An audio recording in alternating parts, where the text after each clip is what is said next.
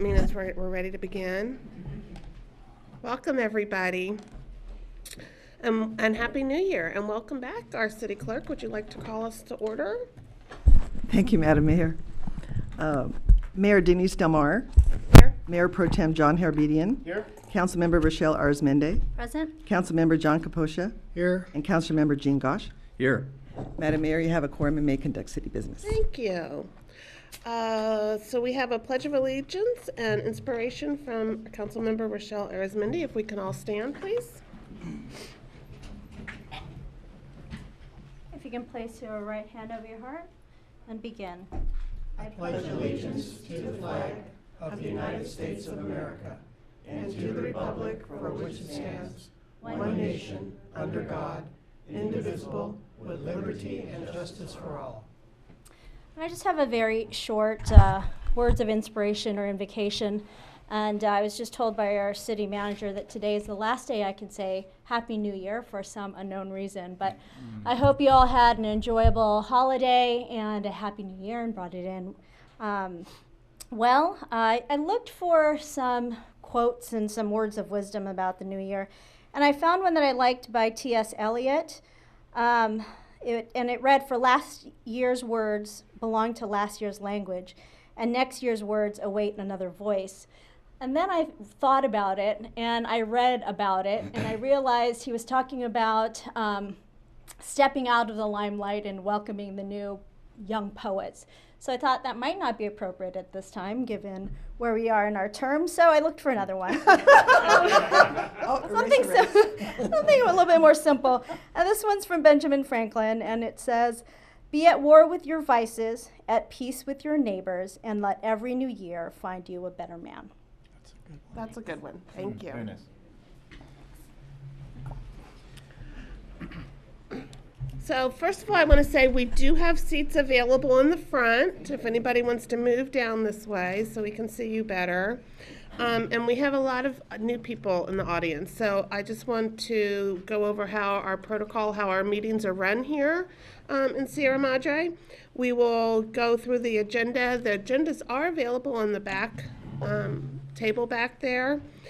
We'll do our approval of the agenda, our meeting minutes, and then the mayor and city council will do their reports. We have a presentation. Then we open up for the public comment, and those are for items not on the agenda. So if you have your agenda in hand, and if we're going to talk about it, please wait until that agenda item comes forth, and then we'll open public comment for those. We do have a 3-minute limit, and since we have quite a few people in the audience right now, we're going to adhere to the 3 minutes. A clock will be behind me that will click down your time, and I hear tonight, because it's the new year, we even have a little ding when the 3 minutes is up. When you're speaking on items not on the agenda, per the Brown Act, the council cannot react and have any dialogue with the member. We will, at the end of the meeting, if there's something that came up in public comment that we think needs to be brought back to a future meeting, we will notify the city manager of that.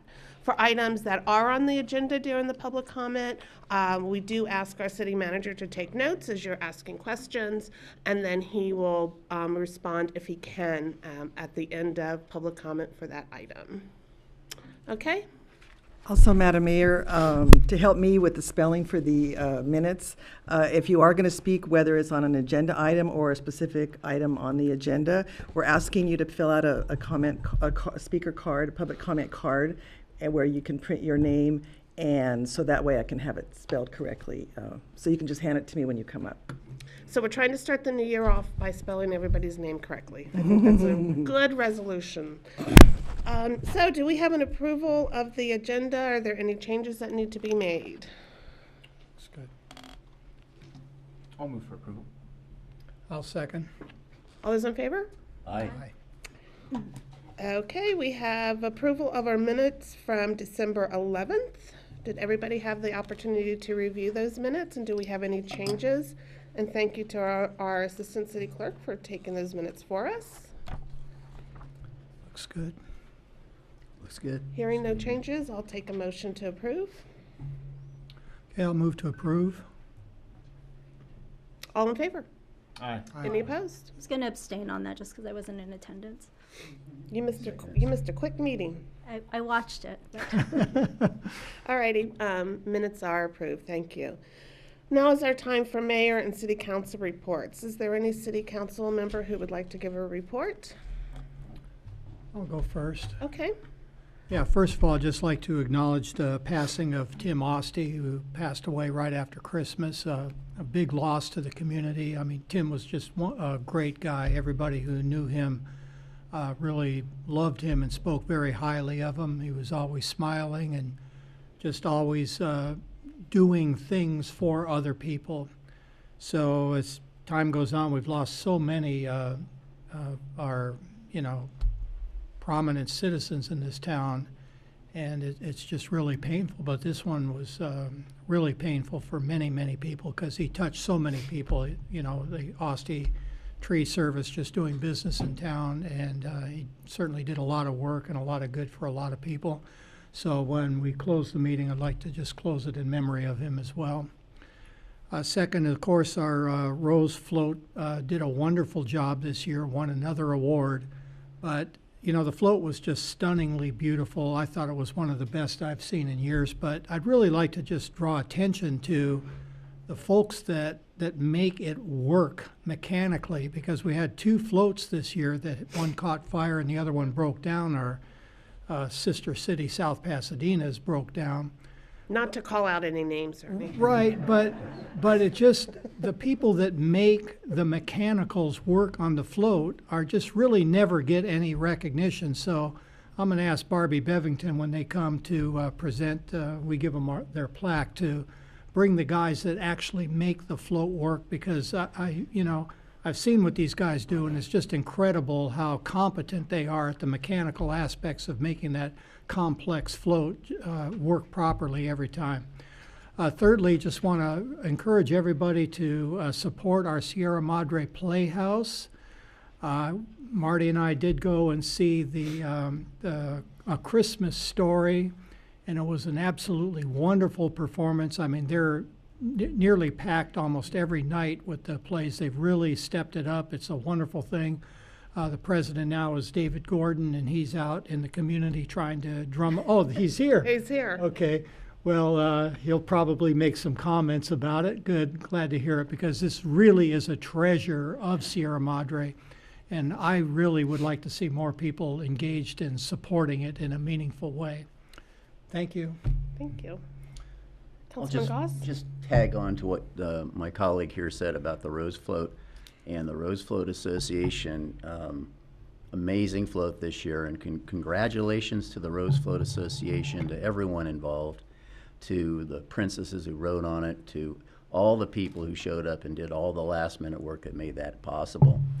And I just want to say that, we get used to this because it's being done every year, and we see it down at Kirsting, and we see it on TV, and it's amazing. And it's really something that I think we all just are very prideful about. It's a very great source of civic pride. And how do you put a value on that? I think the folks that are doing this are a key component of our community. And I just want to not only congratulate them, but thank them for helping us continue the civic pride we treasure so much in this city. Councilmember Harris-Mending? I don't know if I need to add too much to that, but I do apologize. I am under the weather today. But in addition to big congratulations to the Sierra Madre Rose Float Association, I wasn't in town, but I love getting all the texts and the emails and the tags on Facebook about our city, and it does really make you beam with pride. But in addition to that, all of the events that went on during the holidays, and what really makes our city, our little village, with the candlelight walk and seeing all of the hundreds of people that show up. And I know the volunteers every year that go out to get the snow for our little snowman, even though he was torn down, I think, a couple days later. But it really made our city such a wonderful place to be over the holiday season. So thank you so much for all those that contributed to that. And also my condolences to the Osty family. Ditto to everything there. I just have a funny story to share with you all. The hospital where I work, I'm the mayor here, And we also have the mayor of Baldwin Park. He's the director of security over there. So during our management council, he made this big thing about how they celebrated their big 62 years and had In-N-Out there, and everybody was all impressed. So right after the New Year's, we had our management council, and I went. So we had a parade, and our float took the director's award. And so they've all decided at work that I am the most prominent mayor because I had the float opposed to In-N-Out. So thank you, Rose Float, for, putting me up a little notch at work. I really appreciate that. So that's all of our reports. And again, we do want to extend our condolences to the Osti family. I know he has services coming up January 19th, I believe. More information will be found in the Mountain View News, and our hearts go out to the family. Next is our proclamation recognizing Sierra Madre School Choice. Do we have somebody here to receive the proclamation? Oh. If not, I'll just read it. We are the Certificate of Recognition City of Sierra Madre proclamation designating January 20th to the 26th, 2019, Sierra Madre School Choice Week. Whereas Sierra Madre recognizes the important role that an effective education plays in preparing all students in Sierra Madre to be successful adults. Sierra Madre has many high-quality teaching professionals in all types of school settings who are committed to educating our children. All children in Sierra Madre should have access to the highest quality education possible. And whereas quality education is critically important to the economic vitality of Sierra Madre, and whereas Sierra Madre is home to the multitude of high-quality public and non-public schools from which parents can choose for their children, in addition to families who educate their children in the home. Educational variety not only helps to diversify our economy, but also enhances the vibrancy of our community. And whereas School Choice Week is celebrated across the country by millions of students, parents, educators, schools, and organizations to raise awareness of the need for effective educational options. Now, therefore, be it proclaimed on behalf of the people of the City of Sierra Madre, the City Council does hereby declare January 20th to the 26th, 2019, as Sierra Madre School Choice Week, and calls this observance to the attention of all of our citizens. Presented this 8th day of January 2019, Mayor Denise Delmar, Mayor Pro Tem John Harabedian, Council Members Rochelle Arizmendi, John Capocha, and Jean Goss.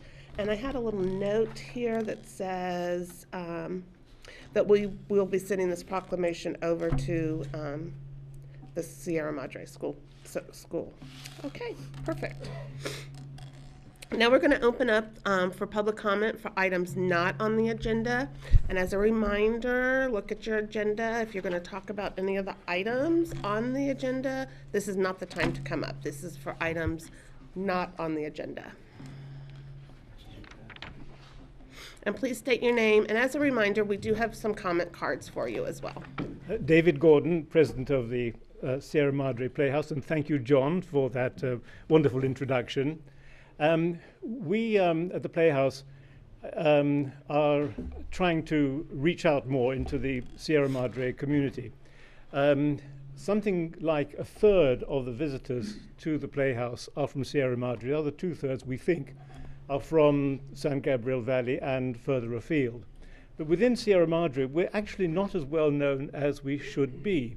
For many years, it was an amateur theatre, and since 2012, it has become a professional theatre with productions of very high professional standard, which are getting recognition throughout Los Angeles.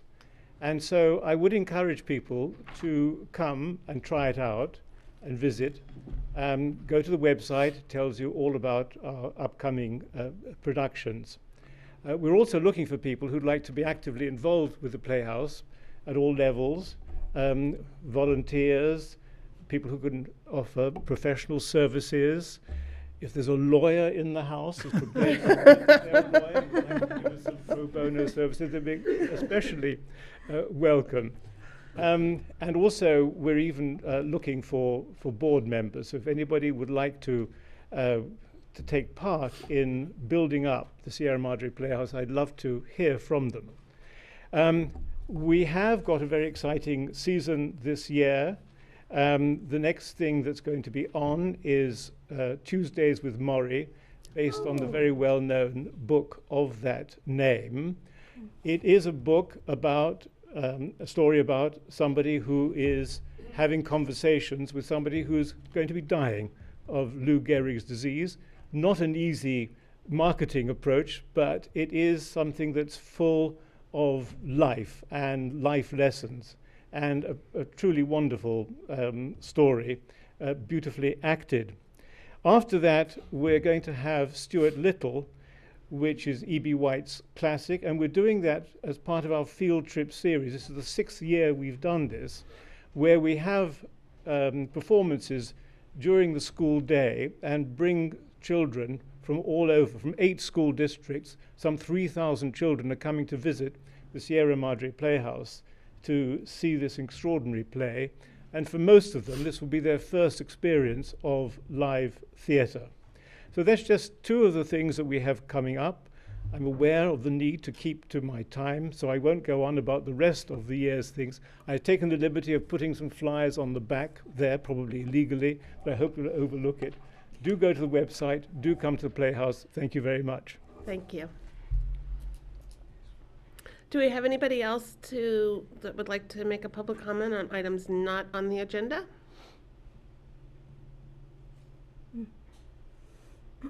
Okay, seeing none, we'll close public comment and bring it back to council. Next on our agenda is our consent items, consent calendar.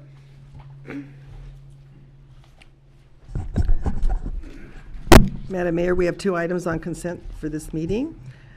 The first item, 1A, is adoption of Resolution 19-01 of the City Council of the City of Sierra Madre approving certain demands. It's a recommendation that the City Council approve Resolution 19-01 for approval of payment of city warrants in the aggregate amount of $334,131.76, library warrants in the aggregate amount of $10,907.14, and payroll transfer in the aggregate amount of $653,838.39 for the fiscal year ending 2019. Item 1B is consideration of Resolution 19-03 accepting MTA grant funds for a proposed bicycle facilities improvement project. It's a recommendation that the City Council accept Grant Transportation Development Act funds for a joint project with the City of Arcadia for a proposed bicycle facilities improvement project. And that concludes the consent items. I would like to pull, if I can now, just pull item B so we can open it up for discussion. So at this point, is that okay to do? Yeah. Yeah? Everybody's saying yeah, because that's the way we do things here. Yeah, okay. So let's just talk about adoption of Resolution 1901 of the City Council of the Sierra Madre approving certain demands. Are there any questions on that item? No. No? No.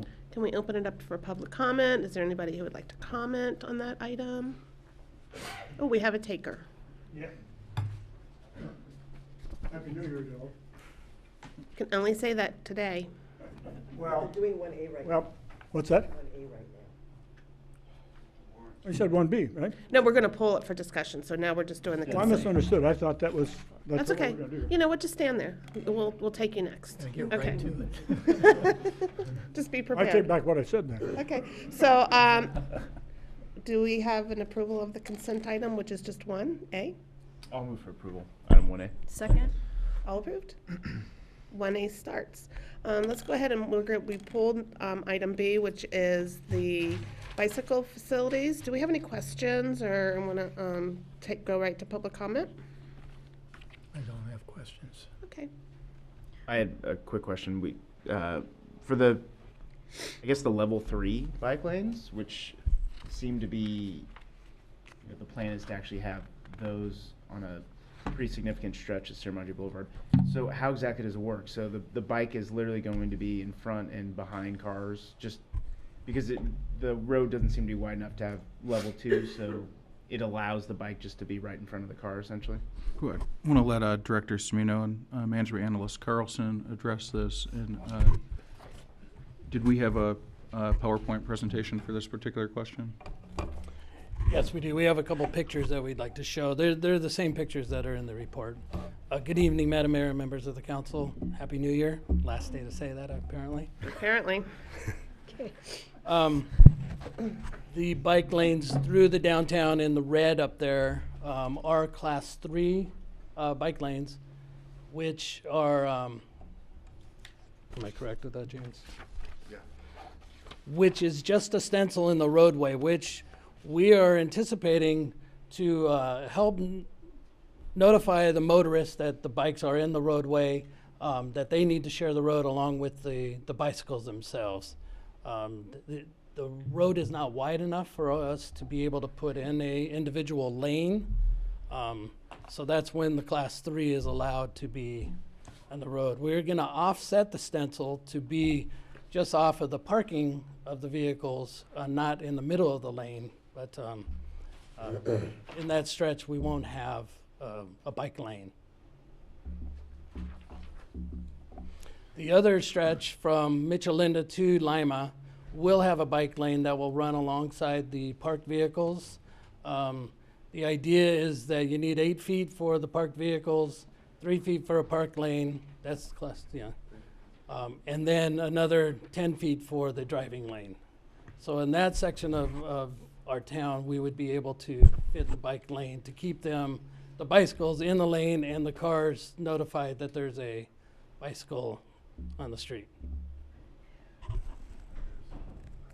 And then this is the Class 3 with the stencil in the roadway, but offset more towards the parking lane. Can you go back 2 slides? Mm-hmm. To Class 3? Okay, can I ask a question? Yes. Am I being impolite? So you have the stencil here, but it's really in the road. Yeah, So you're sharing the lane. it's to notify the motorists that they need to share the lane, and also the bicyclists to notify them that they need to share the lane. The third picture down, James, that you found. This one is where we're going to try and do it more so with the stencil towards the parking lane, not necessarily in the middle of the driving lane. Okay, thank you. I do have a question also. Whether or not you have that stencil, it is legal for the rider to occupy the lane. Yes, yeah. In the vehicle, motor vehicle code, the bicyclist is supposed to stay as close to the parked cars as safe for them. And then the motorist is supposed to give them 3 feet on passing a bicyclist. Yeah. Bicyclists aren't supposed to ride side by side, except when they're passing each other or when they have to move to the left for a car parking or a car turning right. So, Director Cimino, you may have already answered this, but my biggest concern when I read this was reducing lanes. And it does, so one, if you can confirm we're not reducing any lanes in any of these proposed areas.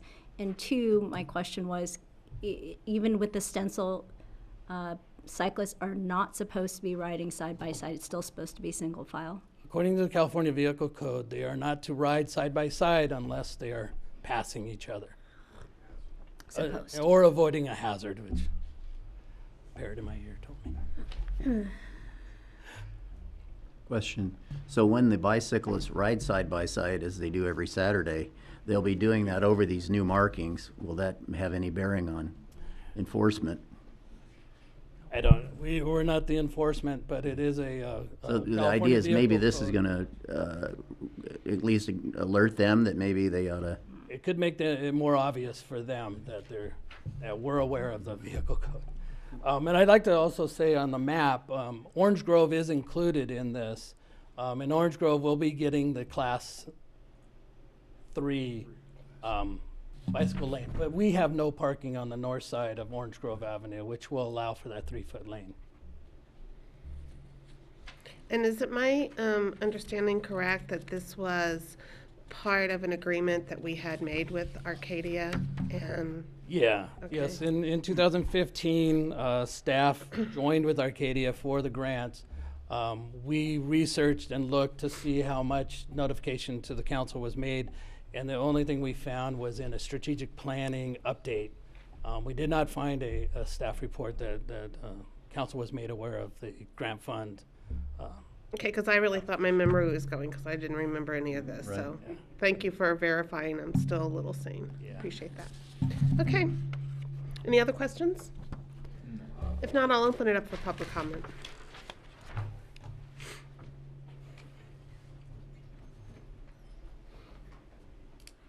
Thank you. Most of my questions are answered there, but I was wondering what the intent, is it quite clear what the intent of this is about?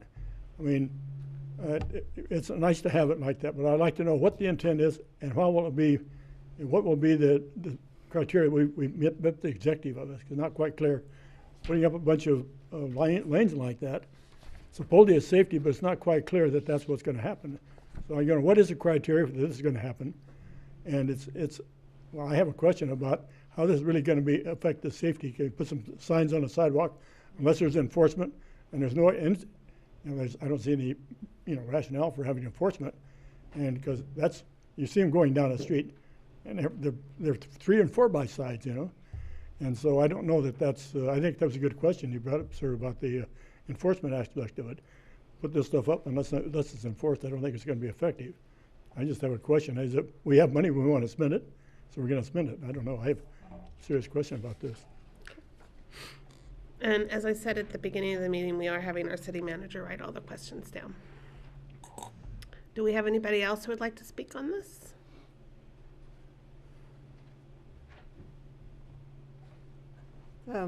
Pat Alcorn, I live on Grandview. Like you, it said in the staff report that there was something in our general plan, and I remember we had some spirited discussion about putting bike lanes in Sierra Madre, and I was under the impression that this was actually rejected because our streets are just way too narrow in order to have bike lanes. Also, in the pictures that are shown, the cars are parallel parked. And I just, it just seems to me very dangerous for the way we have parking in downtown Sierra Madre to have any kind of an official bike lane with people backing out of the parking spaces. And one of the other questions that I have is, has there any traffic studies been done on this? I mean, it seems to me that just because they have the money doesn't mean we have to spend it. So I'm just questioning if this would actually be a safety issue for the city of Sierra Madre. Thank you. Is there anybody else who would like to talk on this item? If not, I'll go ahead and close the public comment and bring it back to our council. Any comments from our council? I just have a follow-up question, and Director Smino, and I'm not sure if you're the one to answer this, but given what Ms. Alcorn had stated about Sierra Madre Boulevard, it is, and I'm sure there's a reason Class 2 was chosen for that, but for Class 3, where the stencil is closer to the center, is that something that is worth exploring or considering? Even though I know, again, I'm sure there's a reason for it, but the parking concern is legitimate.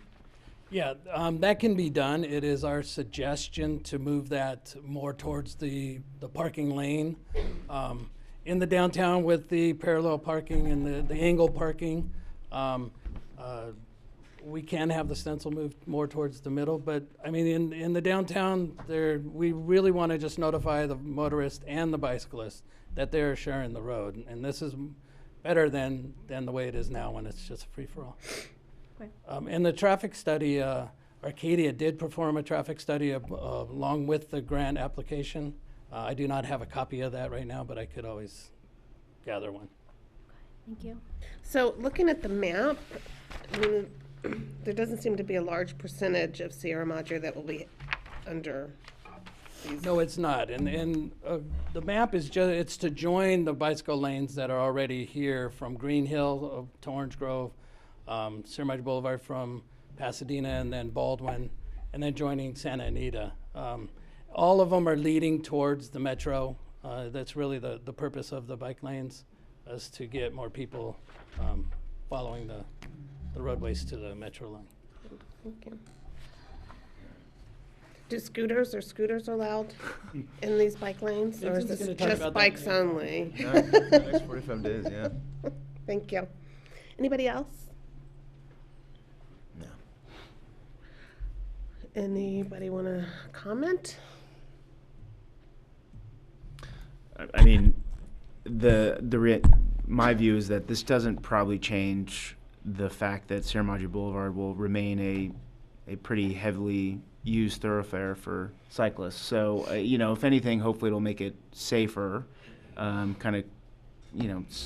That's the hope here too. Is, the purpose is to make it more, I think, user friendly for the cyclists. And I think right now, Director Cimino used the word free for all. I think that's a pretty, apt term for how it gets on the weekends with the amount of cyclists there. So hopefully this will help.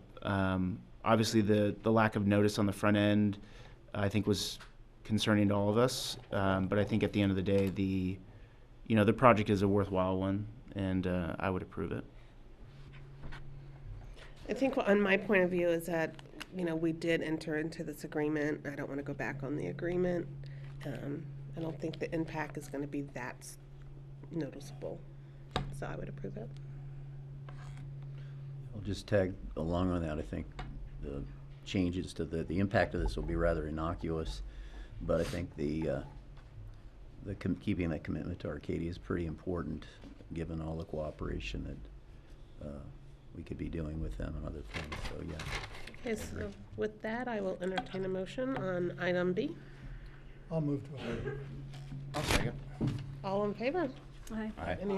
Any opposed? Motion carries. Thank you. We have 2 public hearings tonight. We have City Clerk, if you'd like to announce those. Sorry. Public hearings.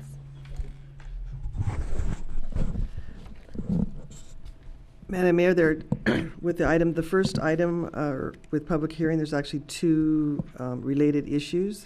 One is consideration of ordinance 1408, amending Title 10, which is Vehicles and Traffic, Chapter 10.12, which is Administration and Enforcement, Section 10.12.030, reserved, to read shared mobility devices, prohibiting shared mobility devices and businesses.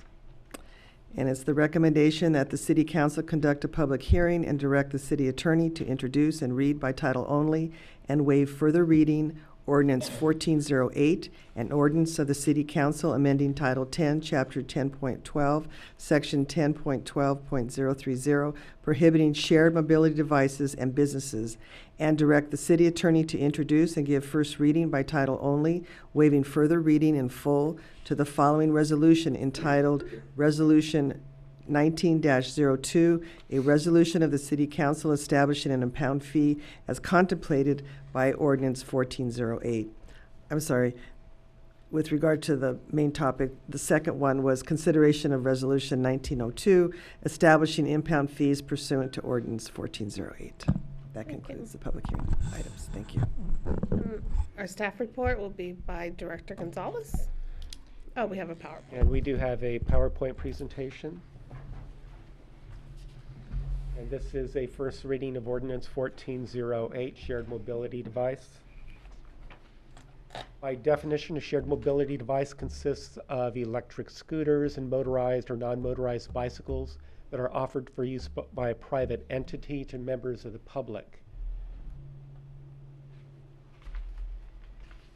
Many cities in California and for many of the cities in the San Gabriel Valley have experienced a proliferation of shared mobility devices, utilizing both docked as well as dockless technology. And these devices are operating on the public right-of-way. They're stored on public sidewalks. They pose potential public liability to the jurisdictions that they are located in, and they do contribute overall to urban clutter. The intent of the ordinance is not intended to focus on the users of shared mobility devices utilizing dockless technology, but it's to be proactive and abate the illegal nuisance conditions and hazards caused by businesses operating in violation of the city ordinance. The proposed ordinance that's included in your packet includes a purpose statement, and that purpose statement essentially prohibits shared mobility devices on public property, which is again offered by a private entity anywhere in the city, so as to allow for adequate pedestrian traffic flow and to ensure public health, safety, and welfare of the city. The ordinance also includes a specific prohibition section stating it's unlawful to park, leave standing, leave lying, abandon, or otherwise place any shared mobility device with dockless technology in a public right-of-way or on public property anywhere in the city.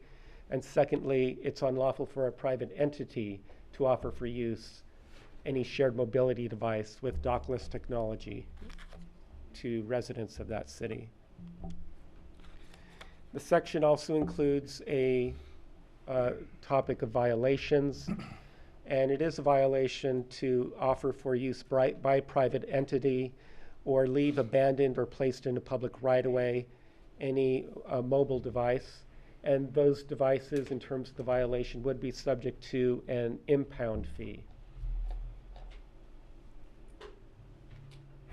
Regarding enforcement, the police department, as well as the code enforcement, who I believe would take the greatest responsibility to designate or impound such vehicles.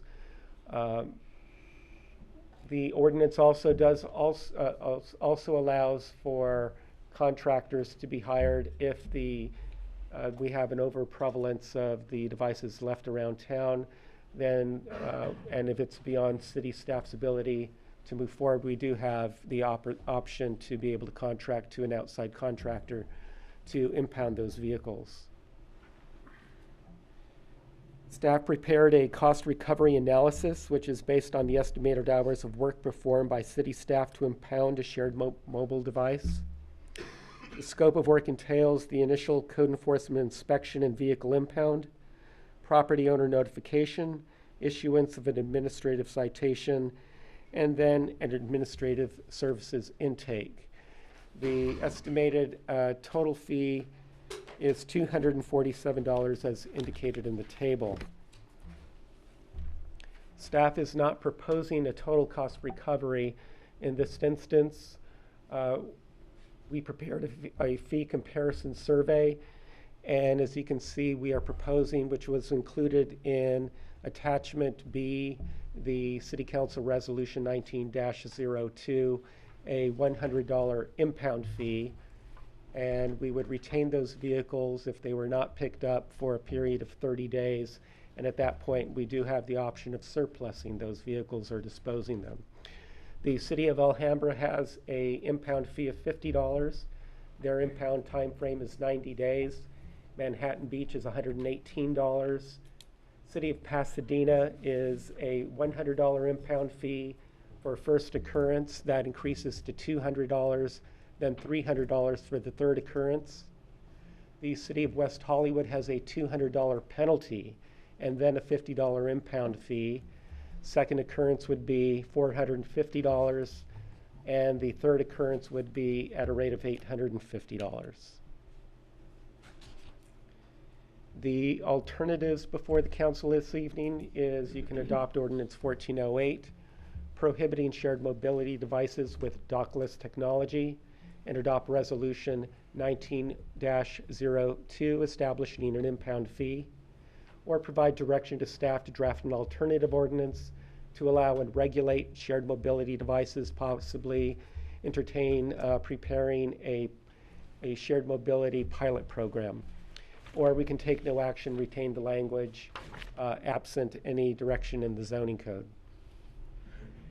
The staff recommendation, there are two actions before council this evening, is to introduce and give first reading by title only, waiving further reading in full to the following ordinance, entitled Ordinance 1408. It's an ordinance of the City Council of the City of Sierra Madre to amend Title 10, prohibiting shared mobility devices in businesses. This ordinance will return to the City Council at their next meeting. And the second component of this action is for the City Council to adopt a resolution, Resolution 19-02, establishing an impound fee pursuant to Ordinance 1408. That concludes my presentation, and if you have any questions, I can answer them at this time. Questions? Yeah, just a quick one. What other cities is that the only cities that you listed that have created an ordinance against these devices, or do you know of others? There are others that have introduced the ordinance, but they're not in effect, and most of them are indicating that,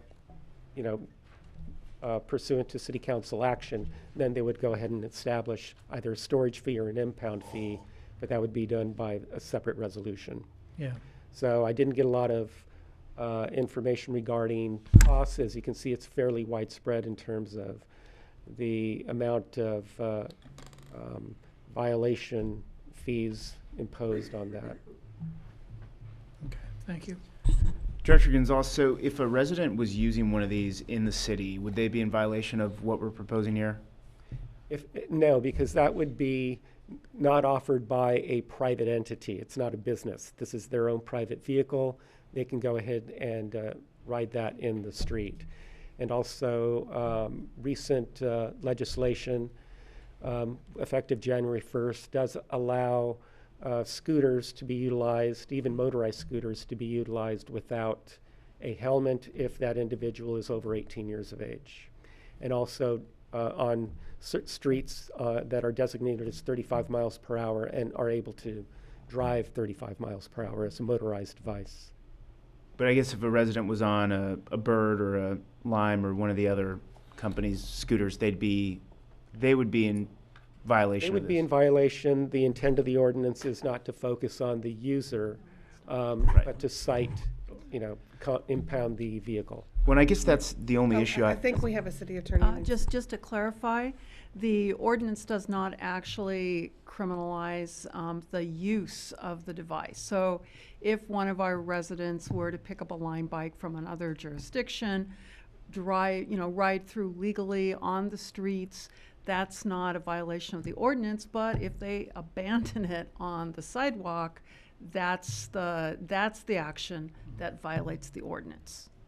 Right, and that's the way I understood it. I guess, though, that brings up the question of, so if someone takes it from Pasadena, rides it to their house in Sierra Madre and leaves it on the sidewalk, we're then going to penalize Bird or Lime or one. Correct. So they get fined because someone took it from wherever and brought it into our city. That's what will happen, And yes. so I guess, what do we expect those companies to do? Just not cut off the, have we talked to them? Is there a way for the scooters to actually be shut off at like a city border? Otherwise, I mean, they're basically just at the mercy of where the user wants to take it. So, I'm just wondering if we're setting ourselves up for some sort of fight about that. Mayor Pro Tem Harabedian, we have talked with the company.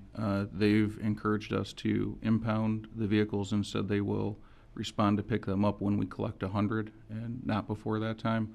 And there is geofencing technology that's available that they can actually make the scooter, if they choose to implement it, not for rent in the city. So you can rent it in Pasadena, you can bring it up here and you can ride it. It does not become illegal till it's abandoned in the public right of way or if it's becomes available for rent to another user.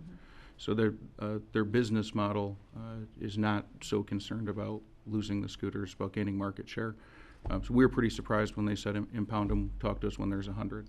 They don't seem overly concerned about the impact it's having on our community. Yeah, well, but I guess the bigger question, that's all helpful, but I guess the bigger question is if we're actually trying to prevent these from being ditched in our city, if there's no individual, we're not doing anything to the individuals, right? Correct. So how are you going to disincentivize individuals to do what they're doing now? Right. I don't think we are attempting to disincentivize individuals, except if they ride it up here, they likely will not have a ride back. In addition to that, this only impacts vehicles that have dockless technology. So if Bird wanted to come up and get a public encroachment permit and create docking technology where they could park their equipment in an orderly way, then I think council would probably be okay with allowing that vehicle for rent. It would be out of the public right away. It wouldn't be creating a potential liability, tripping hazard, blockage, anything like that. Bird has and Lime has within their ability, they can regulate where their equipment goes, and they choose not to. Well, I guess that question is what I think still needs to be answered, is whether they can, the technology you described is if it comes in active, they can then kill it once it probably stops. The question is, if you were on the Bird and you hit city limits, could they actually just kill it right then? Well, again, I think we wouldn't want them to kill it right then because the person's still Right. using it legally. Can they disable it for rent again? Right. And I guess the concern, and we can talk about this at public comment after, but we're essentially going to probably not be, I mean, the reason why this is before us is because it's become a nuisance, right? They're left on the sidewalk. What we're now doing is just becoming a huge impounder of Birds and Limes because people are still going to be bringing them in here. And if you and all of us were riding them in here and we knew that there was no trouble, we just bring them in, we just leave them on the sidewalk, they get impounded. I mean, why would it stop? So we can talk about it more, but it just seems like there needs to be some sort of, I don't see why people would not continue doing what they're doing, I guess, is the question. So with that, let's open it up to public comment.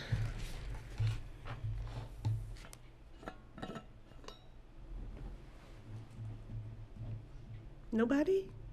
Carol, really? No? Okay. We'll bring it back to council.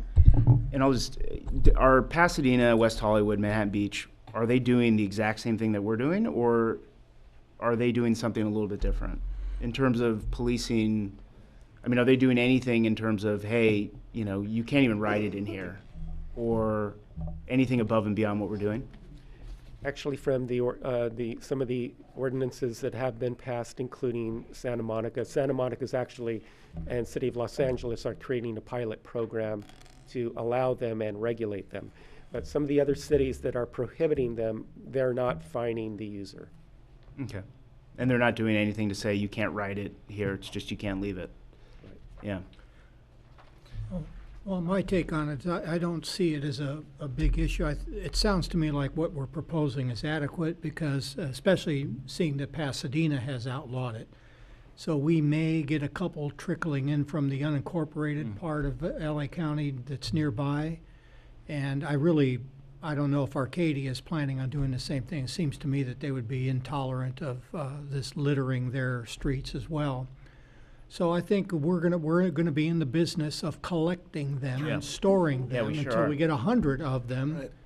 But I think that's it's a reasonable approach to it right now. Again, I agree with the approach that we don't necessarily want to penalize people so much as penalize the company. And as our city manager is saying, obviously they don't seem to care that much if they're willing to allow you to impound 100 of them. I don't think this is going to be a viable business model, and it's going to just collapse on its own. This is just not something that is going to be practical. So, And city manager, the ordinance says that we'll keep them for 30 days, right? Mayor, that's correct. Likely after 30 days, we'll give the company final notice, and if they don't pick them up, we will surplus the vehicle. So we could actually make some money.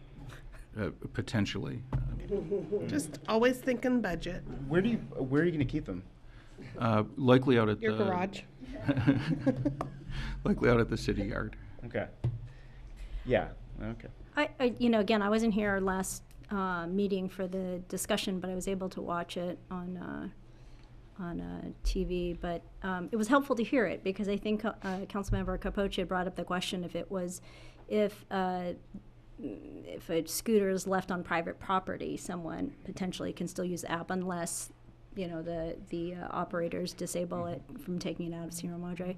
But I believe if the issue is about liability and leaving things in public places, I think this serves its purpose. And I'm glad that we have storage space to accommodate 100 if we need to.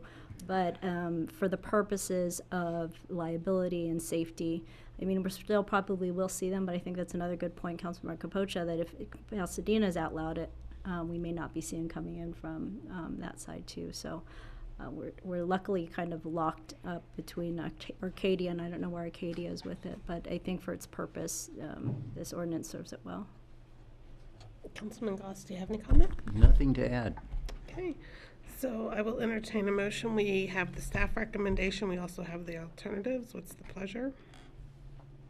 I'll move for approval with one additional comment, which is, a lot of folks who I've heard who are taking these are actually taking them to and from the gold line or trying to get to a bus stop or something like that. So I think it's something that actually we need to think better about. Other residents have said that they always thought the dial ride should be going to the gold line now and maybe even to other spots where folks can take it to and from the gold line stations. So I'm in favor of this. I think it probably does beg the question of what we can do better as a city to make sure that residents beyond a bike and now these scooters can get to and from, points of entry for public transportation.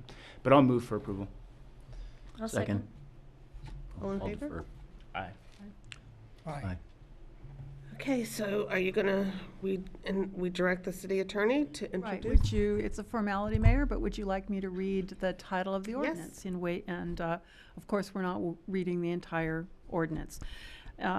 Ordinance number 1408, an ordinance of the City Council of the City of Sierra Madre, amending Title 10, Vehicles and Traffic, of Chapter 10.12, Administration and Enforcement, Section 10.12.030, reserved of the Sierra Madre Municipal Code, to read shared mobility device, prohibiting a shared mobility device from being abandoned or offered for use in the public right-of-way or on public property.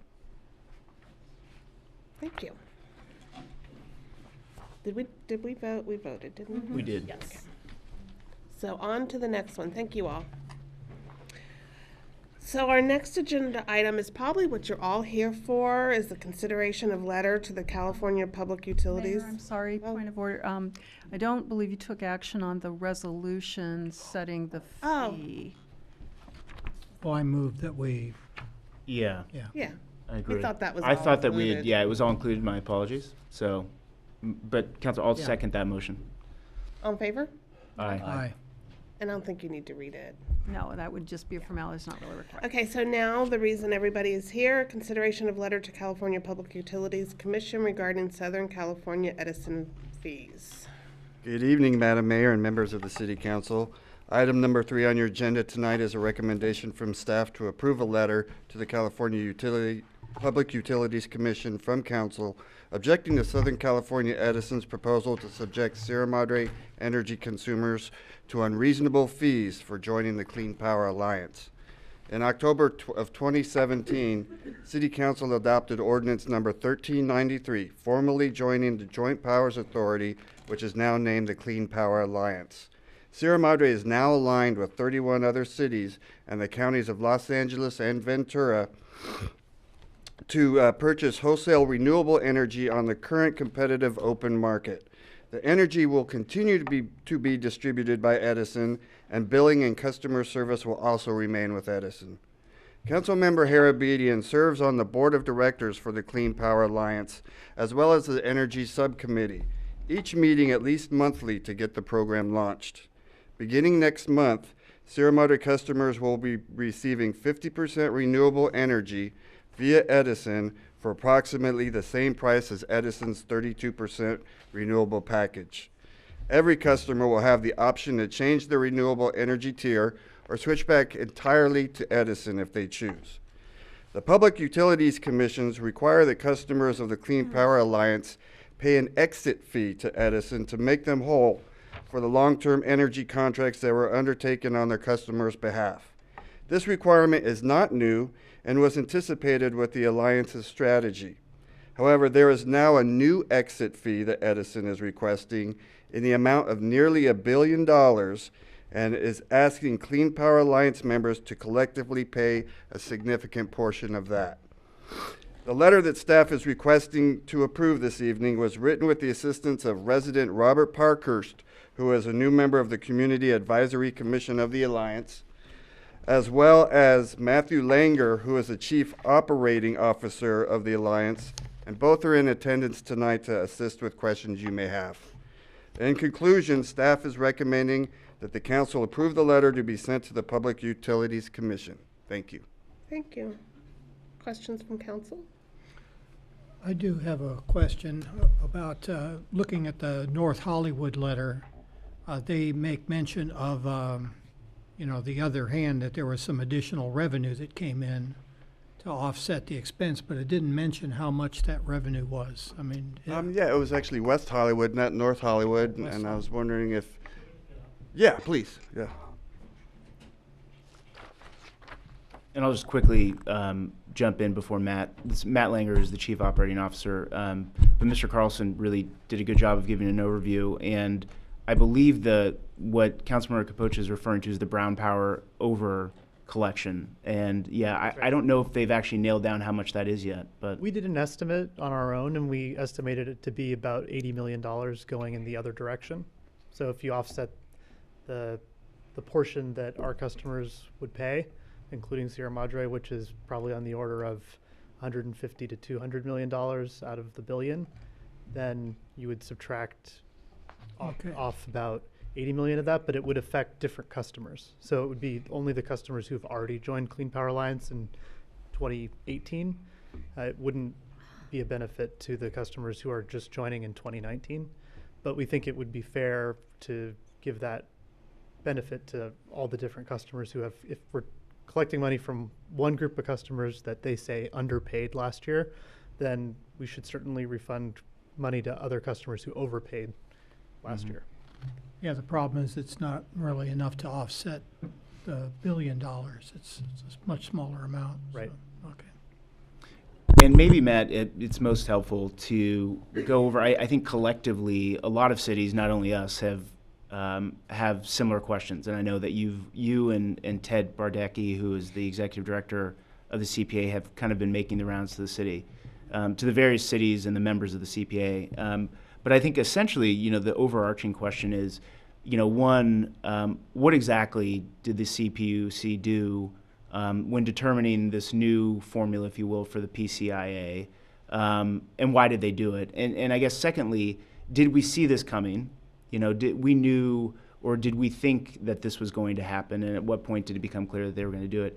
And three, how is this really going to affect the CCA, specifically our Clean Power Alliance, going forward in terms of, viability, being able to survive, and as an entity going forward, really deliver what we thought we were going to be able to deliver, which is clean power at more affordable prices. So if you could maybe just, I'll try to get those. as much. Yeah, I'll try to get as much of that as I can, but you may have Thanks. to prompt me if I missed some of the parts. So, first of all, the Public Utilities Commission throughout 2018, but really starting in 2017, had a proceeding to reevaluate exit fees across the state for all CCAs and also direct access customers.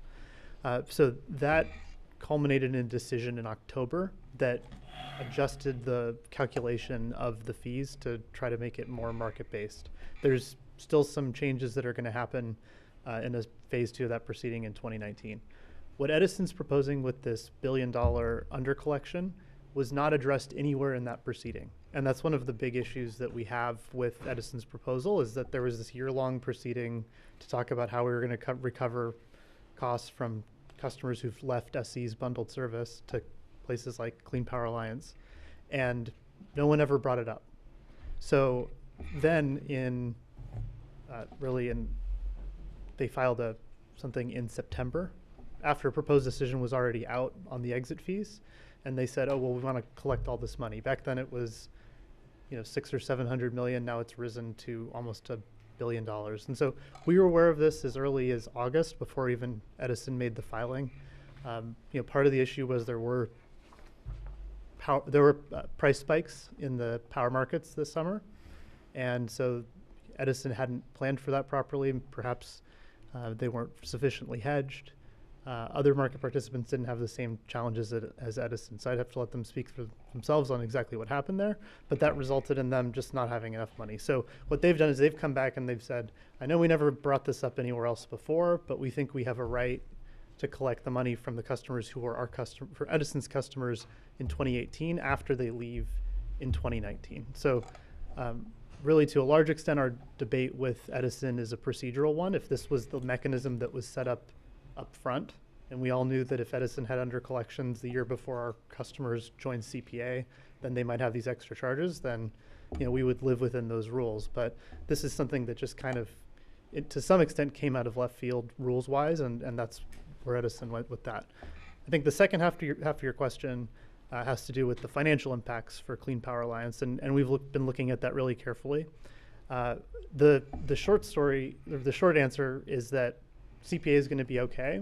We're going to successfully complete our launch of 900,000 residential customers starting February 1st, in the month of February, and then the last 100,000 non-residential customers in May. Certainly, it would be helpful if we didn't have those extra costs being charged to our customers, and the financial picture would be even stronger. But we're still going to be able to offer the discounts within the ranges that we've promised, and we're still going to be able to be slowly building reserves and growing financially stronger. Ask another Go ahead. question. Yeah.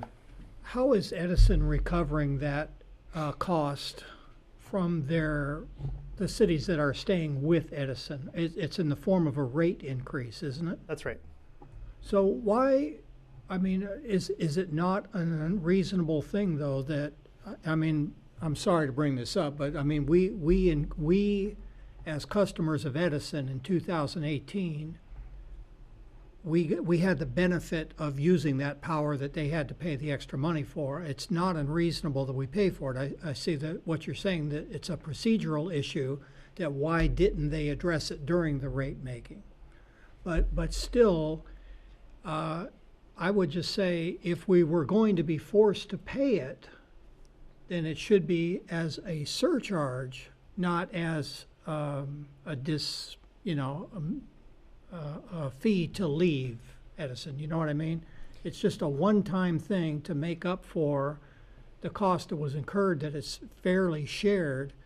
So why isn't it proposed that it be just as a surcharge rather than the Alliance taking it out of its reserves, so to speak, and not passing that cost along to the customers? Does that make sense? Or? Yeah, so part of the mechanics of it have to do with really arcane rate-making stuff that Edison does. But really, Edison has a very limited number of line items on the bill that they can, and approved charges that are applicable to folks who've left, and to join a CCA. So in this case, what they've decided is we have the PCIA sitting there on the shelf, which is the exit fee. And that is a fee that's ongoing. It's not just a one-time fee. Customers will pay that many years into the future. It'll decline over time, but that's to cover the commitments that Edison made to buy power and capacity, years ago, anticipating that, or not necessarily anticipating that those customers would leave. So what they're saying is we have these one-time set of charges, and we have this charge that we can use for the CCA customers. And so at least for this year, we'll throw in a bunch extra in that charge. Behind the scenes, they're going to have separate accounting, and they'll have an amount that customers would owe for the under collection, and then they'd have the separate PCIA account. But on the bill, it just appears as one line item. Yeah. Okay, thank you. And so, just in terms of going forward, do you think that there is any concern with, CPA's ability and, to sustain a 5 to 10 year in perpetuity existence based on any sort of continued fight financially with the investor-owned utilities, specifically Edison, with the help of the Public Utility Commission? I don't see it that way. This issue with the under collection should be no more than a 1 or 2 year issue, depending on how the Public Utilities Commission decides to spread out those costs. But really, this is going to happen this one time. The exit fee that was decided in October, which is the one that will last much longer, actually, the Public Utilities Commission didn't give the CCAs everything that we asked for. It wasn't our ideal decision, but we didn't see a significant financial harm coming out of that decision. So it was pretty much as we predicted it would be decided. So no really great news and no really, really, really bad news coming out of that either. So see this as a one-time issue. Obviously there's different perspectives about, is what Edison proposing fair or not? So the commission's going to decide that. And regardless, this will be something that we see as an increase for both, if it were to come to pass for CCA customers, Clean Power Alliance customers this year, also Edison customers, and then rates would go back down in a year, likely. But are you passing this along to the CCA customers? Edison is. So that charge is on the Edison portion of the bill. So when you get your bill, there's a bunch of different charges. I see. Yeah, so Clean Power Alliance doesn't pay any of the exit fees. So why does it does not affect the CCA's finances at all then, right? It does in a sense, because what we do is we want to make sure that customers are, let's say Sierra Madre is on the 50% rate, which we're saying is going to basically be the same cost as you would pay if you stayed with Edison, except you'll get more renewable energy and you'll have local input into the decisions that are made. What happens is our generation charges are actually quite a bit less than Edison's, but then there's the PCIA, the exit fee. So when you add up the exit fee and then the charges that we collect, then you'll be equal to what Edison charges. But Edison is increasing their rates to pay for that themselves for their customers. So we're still going to be below Edison's rates. Well, they're increasing the exit fee as much as, or at least what they're suggesting, what they're proposing, it hasn't been decided, but they're proposing to increase the exit fee the same amount as they're going to increase their rates.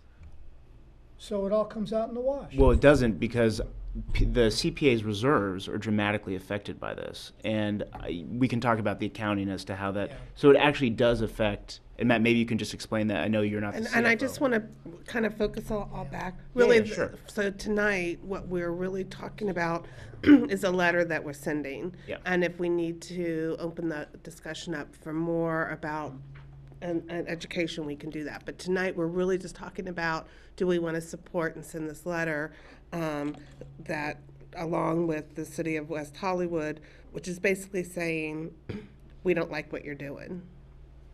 That's right. So that's where we are. Right. So. And is germane to the letter. It's the reason why we're saying the letter is that this is dramatically affecting finances of the CPA. So can you just explain how exactly that is happening? Right. So what should be happening is, in our view, is that Edison's rate should go up next year, but our customers' rate shouldn't go up by as much.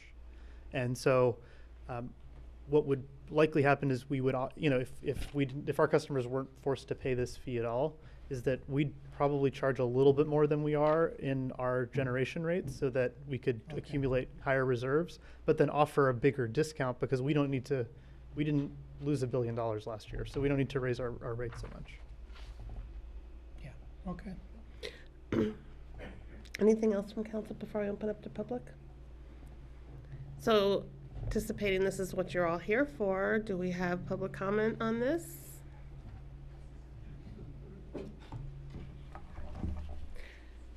Actually, Mayor, this is what I was here for. Okay. And I'll be brief. My name is Robert Parkhurst. I'm a resident here of Sierra Madre, and recent resident, moved here just over the summer.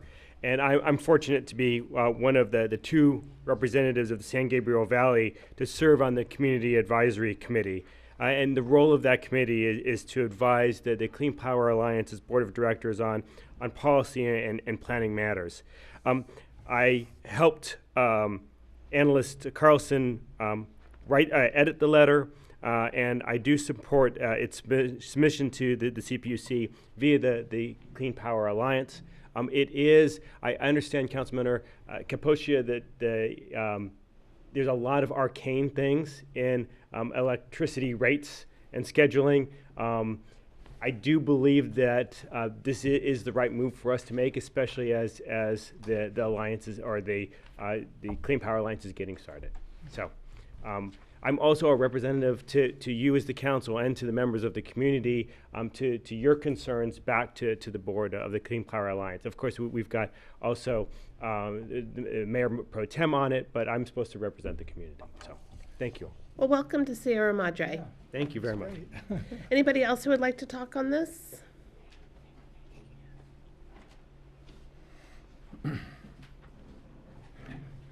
You have my name and address, just a different subject. I think, I'm not quite sure. I think it probably sounds like a good idea, but I think there's a gross lack of communication with the community. I got that letter and I tried to figure out what it was all about. It's like talking to RoboPhone. I talked to the one of it, when I'd say, I don't know, you have to talk to Edison. They didn't say, you got to talk to other people. And I never get a straight answer about what it was all about, what the rates were going to be, and what I should expect. And I still don't know. So I think that you've done a poor job explaining what this is about to the citizen. Because I spent a great deal of time talking to Edison, talking to the people on this other thing, and they say, well, you got to talk to them. You got to talk to them. I don't know what it's about. And I still don't know. So I suggest that you clarify and make a better presentation to the citizenry, because I'm still confused about what it's all about, how much I'm going to get paid, and what the impact. As he says, it's all very arcane, but I'm a customer, and I'm trying to understand what I have to get paid, and I still don't know. So I think you've done a poor job about explaining what it means to me. So thank you. Thank you. Anybody else would like to speak? If not, I'll bring it back to council. And again, just to remind everybody that tonight on the agenda item is this letter that has been produced by Mr. Carlson regarding to the Public Utilities Commissioner regarding the exit fees, is requesting that Clean Power Alliance customers pay. So, comments? I think the letter is really good, and with the edits that Mr. Carlson made, that he sent through with the help of counsel, legal counsel of the CPA, I don't think that version was circulated by email today at some point. Was that hard copies? I don't know if they were provided, but if everyone didn't get to see that. But I think that I would move to approve the letter as it was amended today. And it was essentially the exact same thing with a few minor differences. But I thought the letter was good, and I thank Mr. Parkhurst for all his help with it. And it is good to have someone with his background, which is vastly helpful in this process. So I would move for approval. I'll second. All those in favor? Aye. Aye. Any opposed? Okay, the letter will be sent. And City Manager, can we maybe on a future agenda item just go over again, now that we have our new resident here, to go over and answer some of those questions that Mr. Alcorn has, and again, introduce this to our community. We talked about it in 2017, which was a while ago. Absolutely. Okay, last thing on the agenda. Consideration of fire department reorganization and non-bonding term sheet for provision of fire response services from the city of Arcadia. And who will be providing the staff report for this? Thank you, Mayor. I'll start off, and then we can open it up for questions. The item before you for consideration is the approval of a term sheet with the city of Arcadia for the purchase of fire response services.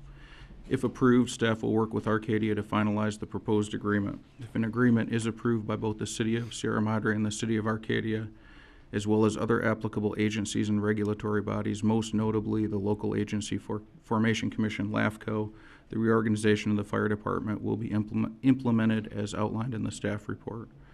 The reorganization calls for the elimination of 4 full-time fire employees and additional part-time fire personnel.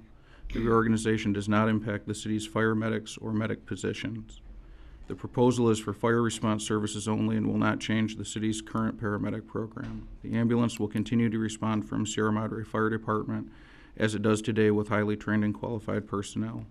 In addition to ambulance services, the city will also retain all other fire services with the exception of fire response, which includes but is not limited to plan check, business inspections, and fire marshal services. With that, we're happy to answer any questions that council may have. Any questions? council before I open up to public comment. I have a couple of questions. Go ahead. Okay. The first question I have is,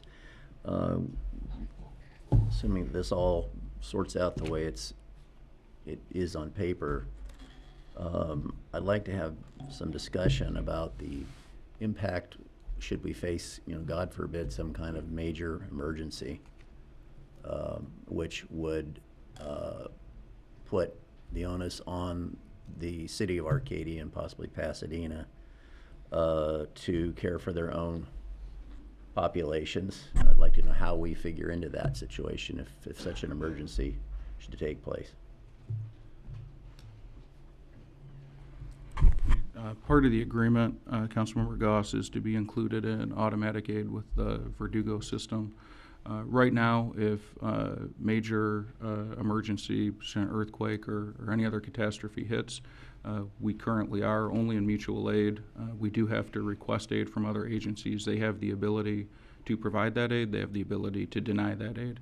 Under an automatic aid response system, we are entitled to responses from agencies within Verdugo that are available. If we're talking about the giant earthquake that wiped Southern California off the map, how far in Verdugo those agencies and apparatus may respond from is in question.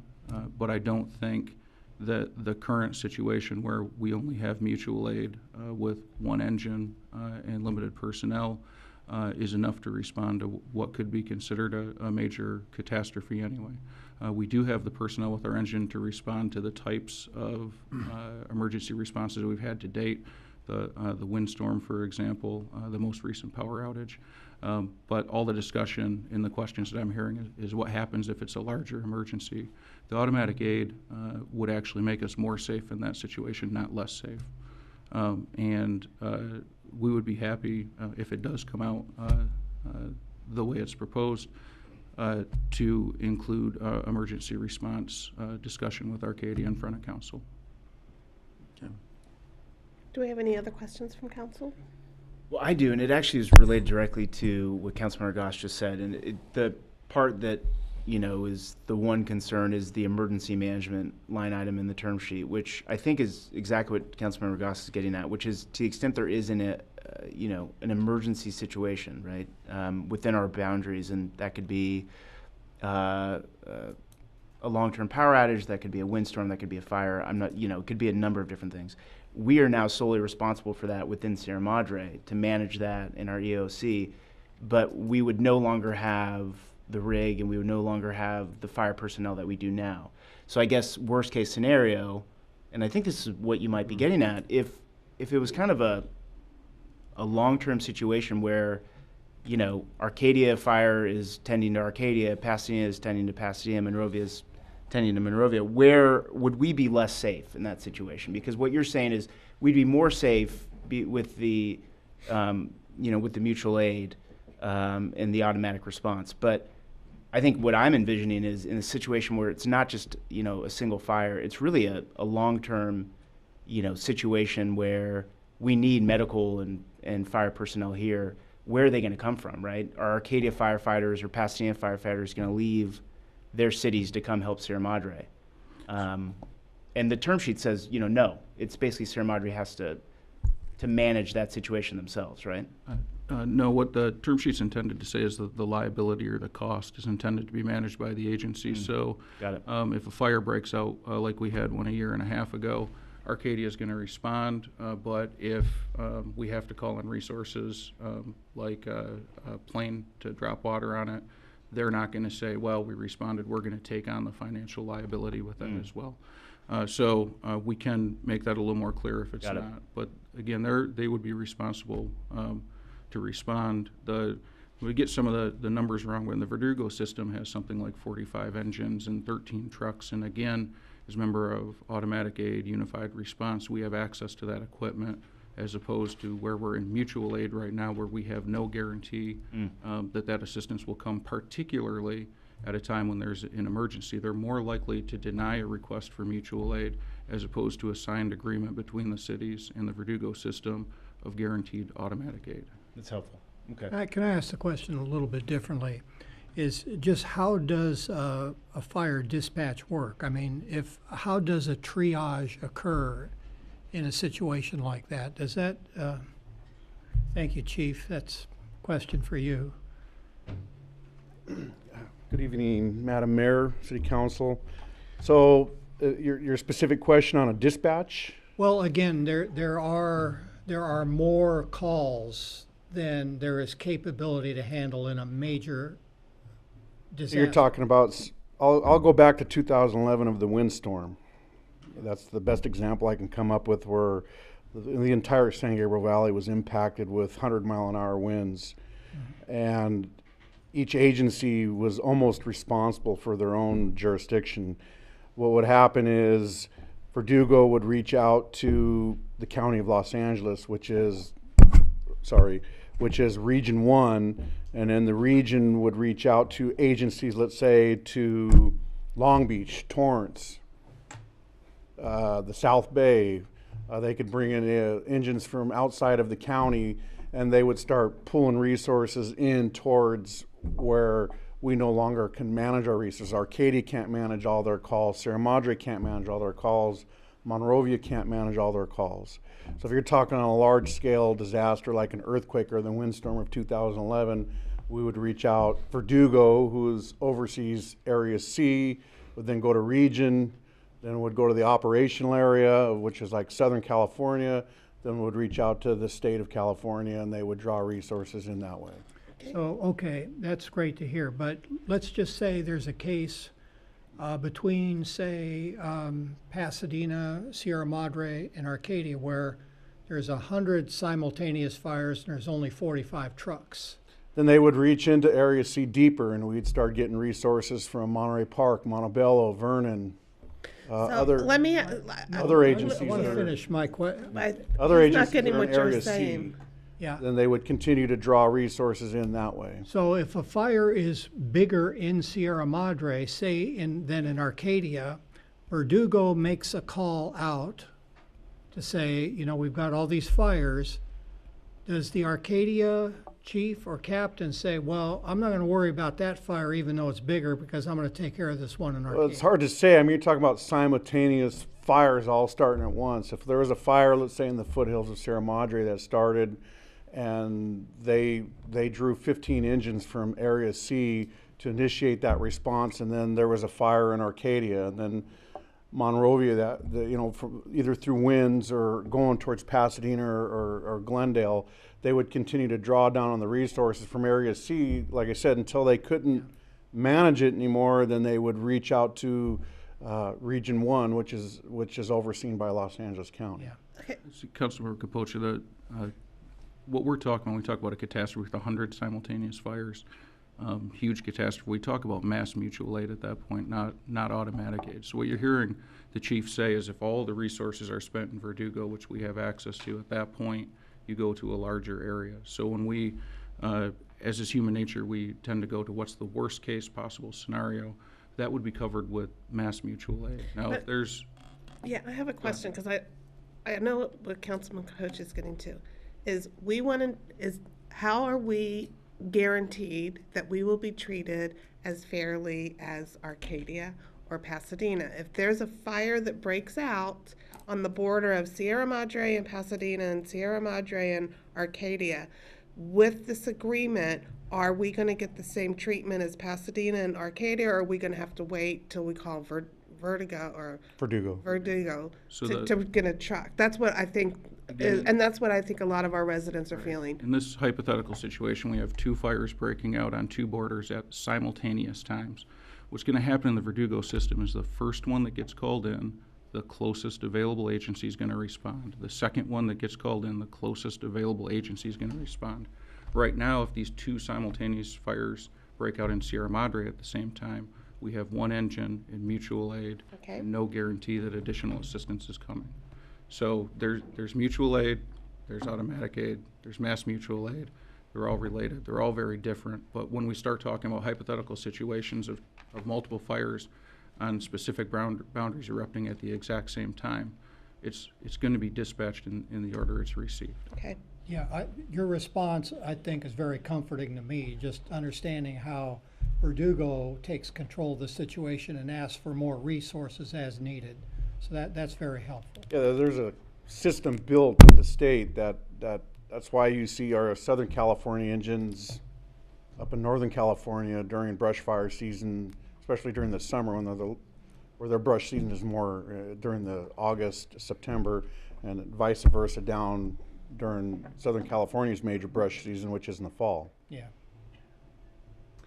I have a question. Chief, can you just address the EOC? In the way it's written in the terms sheet is, sole responsibility of Sierra Madre. How does the coordination and interaction and communication happen in a structure like this? Well, the Emergency Operations Center is unique to each agency. They're each responsible for their own activation of the Emergency Operations Center. So it would be this city council declaring a local state of emergency. And we want to open up, well, let me go back. The city manager, myself as an interim fire chief, the police chief, the public works director, depending on the type of incidents and what it's driven from. Like I go back to the windstorm, that was a public works driven incident. So any of us could activate the Emergency Operations Center under the direction of the city manager, and the city employees should be trained on how to staff that Emergency Operations Center. Fire is just a small component of that. Mm-hmm. There's a fire branch, there's a law enforcement branch, there's a public works branch, there's a finance branch, there's a logistic branch, and you keep building on that Emergency Operations Center depending on how large that incident gets. So the Emergency Operations Center is the responsibility of Sierra Madre, regardless if Sierra Madre has her own fire suppression capabilities or whether it's contracted out with Arcadia. And it's not the EOC that dispatches the fire engines, Correct. right? That's correct. It's Verdugo that does the dispatch. 911 is dialed in, and I can only speak on my experience in other agencies, but the 911 call would come into Sierra Madre. They would determine that it's a fire call, and they transfer that call immediately to Verdugo.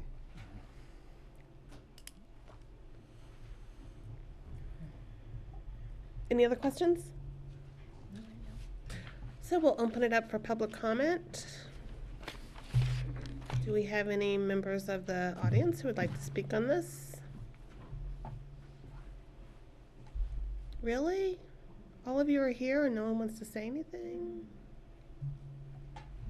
Going. Okay. We'll bring it back to council.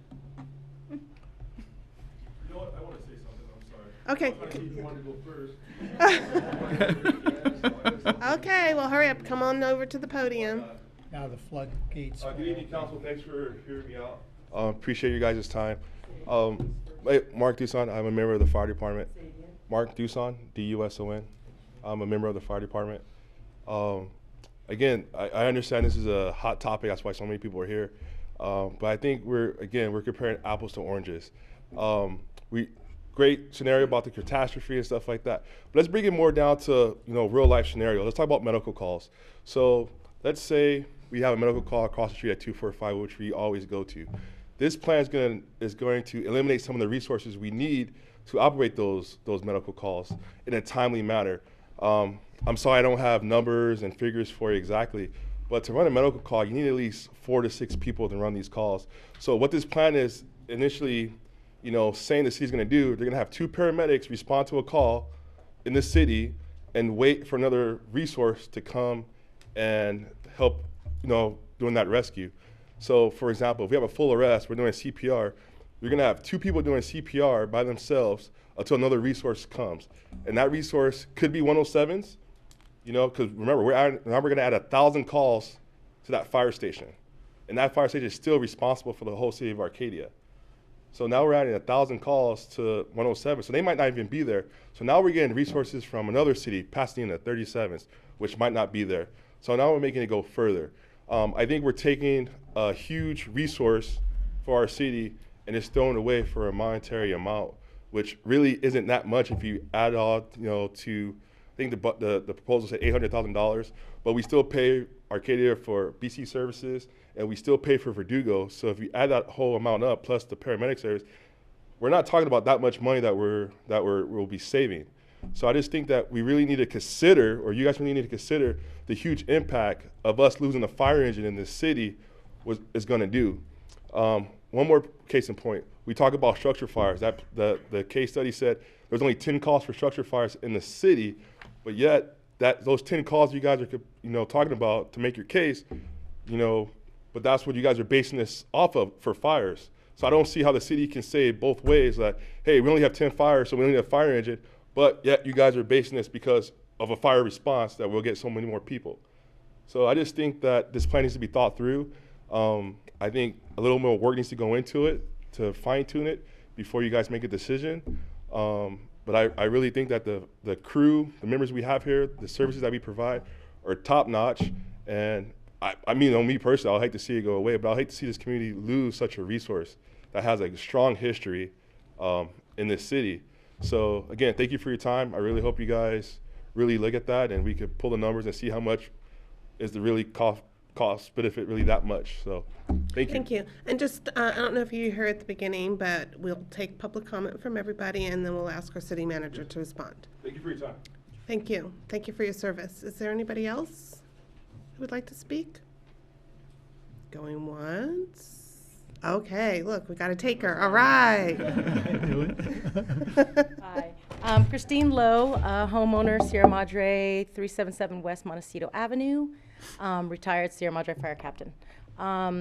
I've worked in fire service for 20 years now, and I've analyzed all the different plans that have come through this city, including when my father was actually a chief and having to analyze how to bring Sierra Madre up to the comparable services that we have in Arcadia, Pasadena, all over San Gabriel Valley, bringing paramedics into Sierra Madre.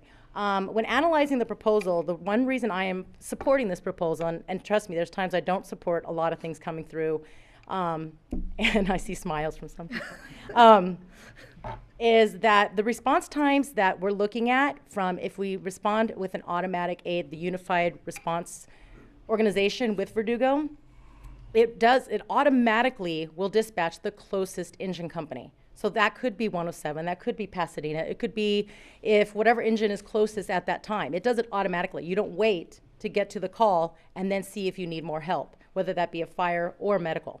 It automatically dispatches. So that reduces time. For fire calls, it reduces your time and it increases your personnel. You automatically will get a full 2 engine response, 1 truck, 1 RA, and a battalion chief. Currently in Sierra Madre, what we get is we get 1 RA, our engine, and then we have to make a response to the nearby city and say, can we please have you come up and help us? And we have to wait for them to say yes. And then they can choose to or not. They will, but that is still up to their discretion. In terms of medicals, the response time would be the same because our RA is still here. Yes, it would be maybe a slight delay for a minute or two. I was looking at the mileage between Station 107 and Pasadena's closest station and our station, and it is 0.5 miles difference. So your response times would I would guess, you'd have to check with Verdugo how close they would be in similarity. The cost efficiency would be extremely benevolent to us as citizens because we strive so hard to get increase in sales tax, increase in utility taxes every single time to fund our public services, and we all know how hard that is. And being that looks like most of our revenue does come from the general fund and property tax, this would save us. If I looked at the budget, last year we proposed that the fire department would cost $2.something million, which is an increase of $200,000. $2,185,000 was proposed for this next year. So if we could save in personnel alone, that was $1,576,000. So if those are the high costs of a chief, of firefighters, captains, personnel, and we can sub to that just for the engineers and save our paramedics and our firefighter paramedics. We're not getting rid of all paramedics. It says that we're saving firefighter paramedics as well. Then budget-wise, we'd be saving close to $100,000. So, thank you. Thank you. Oh, there's the ding. Look at that. Came in under the wire. Time's up. Okay. Hi, Carol Canterbury, 46 Victoria Lane, Sierra Madre. I don't understand why this is happening so fast. It seems like it's such a huge undertaking that why isn't it being brought out more into the public? How can it, like some of the wording on the agenda, and it was like the word finalize. It's like this is the first people are hearing of this, and I really think that more the public needs to be involved and they need to know what's going on and what the repercussions are. And I just think that when you start, I mean, people are still whining, you know, we lost the pool. The pool is gone. We're probably never getting that back. So it's like, where is it going to stop? So then we lose the fire department, and then is it the police department? Then do we lose our guys at city yards? You know, where are you going to stop? And I just have a feeling that this is just like this huge snowball. And I realize I'm just, you know, some lady that lives here, and I'm not a fireman, I don't pretend to be or anything else like that. But it just seems like it's going so fast and it wasn't brought out to the public. That's the part. And people were taken, you know, they happened to see it on the agenda. I happened to look at the agenda because I was looking at those stupid scooters. That's what I was looking for. And then that caught my eye, number 4. So it was like it took us totally, I think, quite a few people blindsided. There's quite a few people that want to say something and they don't. So I get, you know, 100 texts, and I'm pretty much just saying, you know what, 50 of my closest friends, they're saying, why is this so fast? And why is the word finalized in the agenda? We can't finalize something like this. And it's going to take, I just think it needs to be discussed. We need to have a town meeting. We need to do something instead of just saying gone, because then it's the police department. Then it's going to be everything else. So, and then everyone will be whining on Facebook, all the good old days. But we're never, and then if we lose it, we're not getting it back. So that's just my 2 cents. Thank you, Carol. Do I have anybody else who would like to comment? Hi. Good evening. Gene Torncello, 460 East Laurel, Sierra Madre. Torncello, Torncello. I got to support the lady that just went before me. I wasn't going to stand up and talk, but these things go so fast, and this just like fell upon us very quickly. I don't think there's been a lot of community discussion about this position. So it may be the right course of action for the council to take, but it's taking it sort of in a vacuum from community participation. That's not Sierra Madre. So maybe you got to pass this on for another month or week or 2 or council meetings, but I don't think you should make a decision tonight. Thank you. Thank you.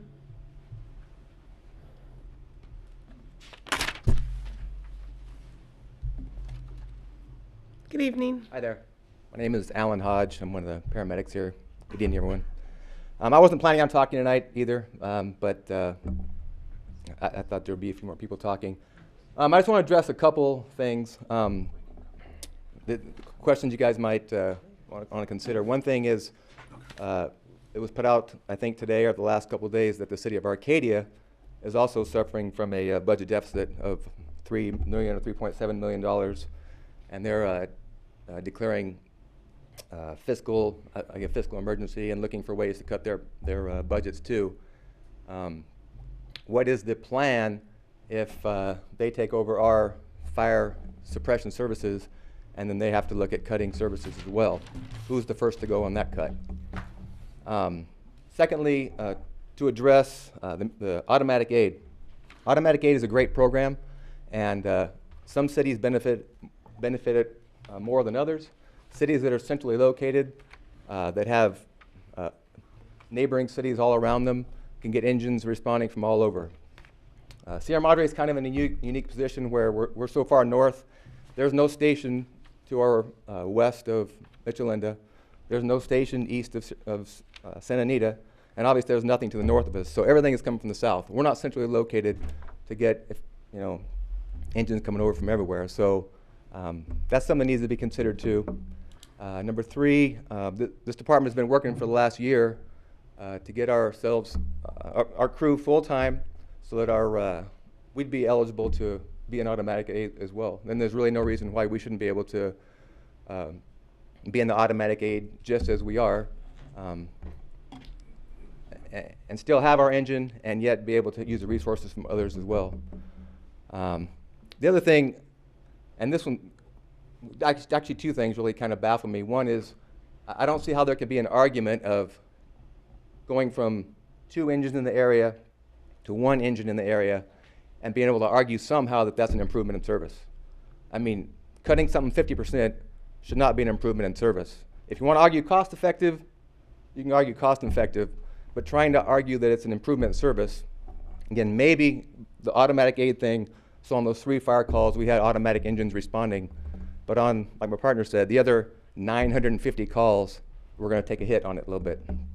The final thing is, I've never heard of a fire department that doesn't have a fire engine. That's like the basic thing. We're going to have firefighter paramedics in our station that currently now go out and train every day in our fire engine, pulling hose, doing this and that with our fire crews, and now there's no fire engine to train them. So we have a paramedic ambulance with firefighter paramedics in it that don't get to get out and practice their skills on a daily basis. Thanks. Thank you.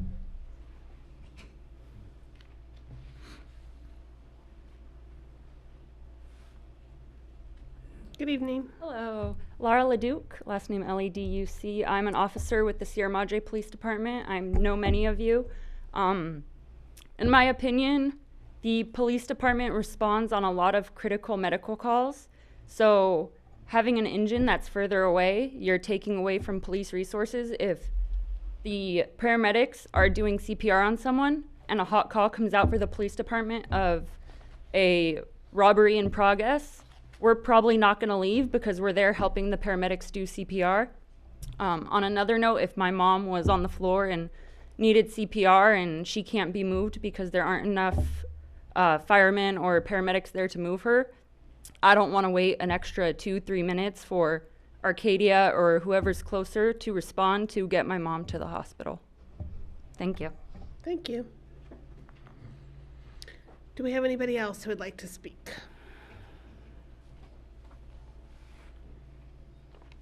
Good evening, Charlie Guillen, 634 Highland. Last name is Guillen, Guillen.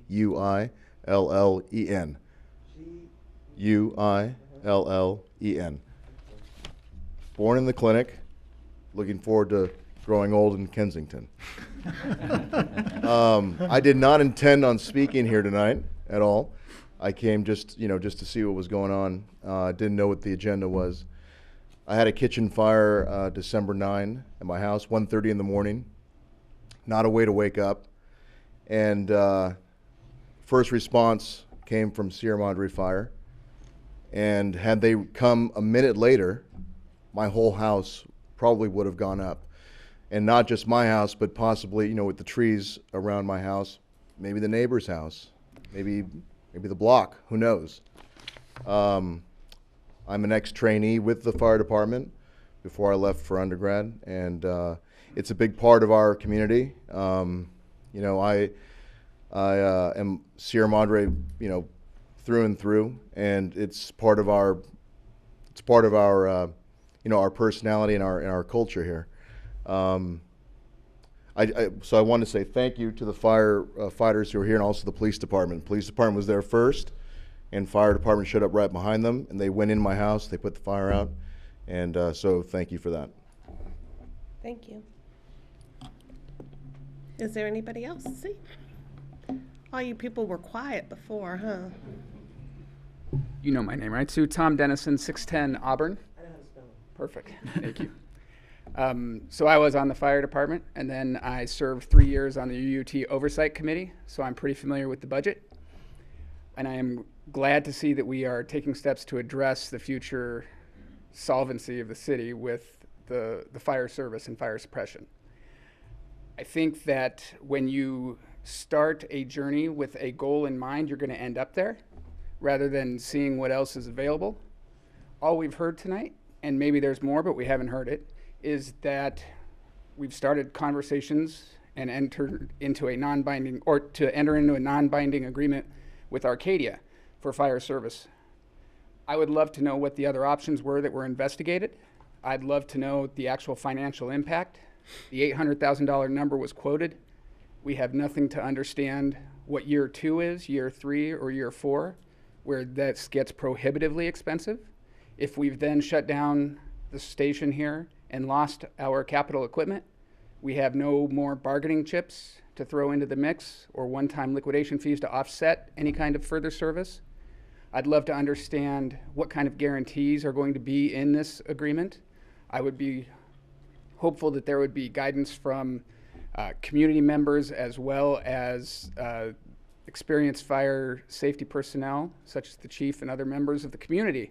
We have a significant depth of firefighter experience here in the community that I'm sure would be helpful in this process. So I don't think this comes out of the blue, the idea of saving money on the fire service. I think that picking one goal to go talk to without understanding all the options is the concern that I'm hearing time and time again. I'd love to get a better understanding of what the other choices were that were investigated and why it is that this was the decision to move forward with before any of the other ones. Thank you for your time. Thank you. Do we have any others who would like to address the council? Going. Okay, I am going to close public comment and bring it back to the council. City manager, I wrote down quite a few questions, but I did want to ask, didn't we present this one other time? Didn't we do a whole PowerPoint on, I'm sorry, Mayor, I'm trying to think of the date. It was about a year and a half ago when this conversation kicked off. Okay. So we've talked about several different styles and types of fire response. It's not a new conversation for staff. I think if some community members weren't at that meeting, it might be a new conversation for them. Okay, thank you. So I wrote down some pertinent questions, if you could answer them while we have the audience. The one is the medical call response. There's some fear that will be a longer response time because we don't have a fire engine here. We've heard from a couple people who wanted to know why this is moving so fast. And what happens if the Arcadia has a budget crisis and they start cutting their fire? And also, can you tell me the difference between the mutual aid and auto aid? Yes. Okay. Let me finish. I'm sorry, I'm taking notes real quick. So I'll run through, Mayor, if you're okay with that, I'll run through the questions that I've written down, and then if we don't cover them all, we can bring them back up. So going last to first, I guess, because that's the way I've been writing. Difference between mutual aid versus auto aid is if you're in mutual aid, which we participate in right now, and a fire call comes in, we respond to the scene. And then once we've determined either en route or on scene that additional resources will be necessary, we have to call one of the agencies that we have mutual aid with and request their assistance. They've been very good historically about coming up and providing that assistance. They're not obligated to provide that assistance. Under automatic aid, when a call comes in for a structure fire, for example, you get the full response dispatched automatically and immediately, again, starting with the closest available station and then bringing in resources from there. When we talk about how automatic aid works, the conversation naturally turns to what is the response time. I used to work with a chief who said anytime you talk with members of the public or the council, they're going to say, what is the response time of your fire engine? And that's the only metric that they're going to look at. And he says the most important response or metric in fire response is secondary response. How quickly do you get your second unit on scene? When you respond with 3 firefighters, you have 1 person to be on the radio, you have 1 person to pull hose, you have 1 person to fight the fire.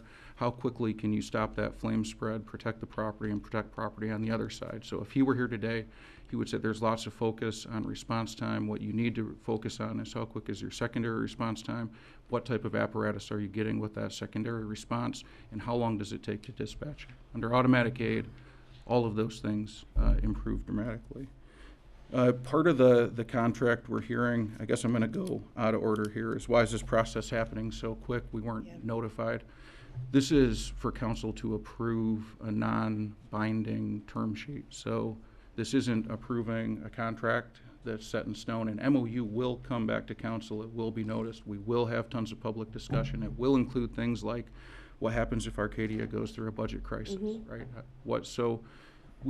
The contingency on items like that is you leave a long exit ramp. So you can't have a contract where Arcadia can provide fire response services on Monday and then on Tuesday say, I don't feel like it, good luck. You know, you have to build in multiple years for them to wind down the response services and for you to bring your response services back up. And when we talk about the fleet that we have, the 2 fire engines, the 2 ambulances, the water tender, the battalion chief vehicle, the chief vehicle, there's nowhere in this report that talks about the ultimate disposition of that equipment. So when we talk about what we're going to have in the future, what we're going to respond with, at this point it's hypothetical.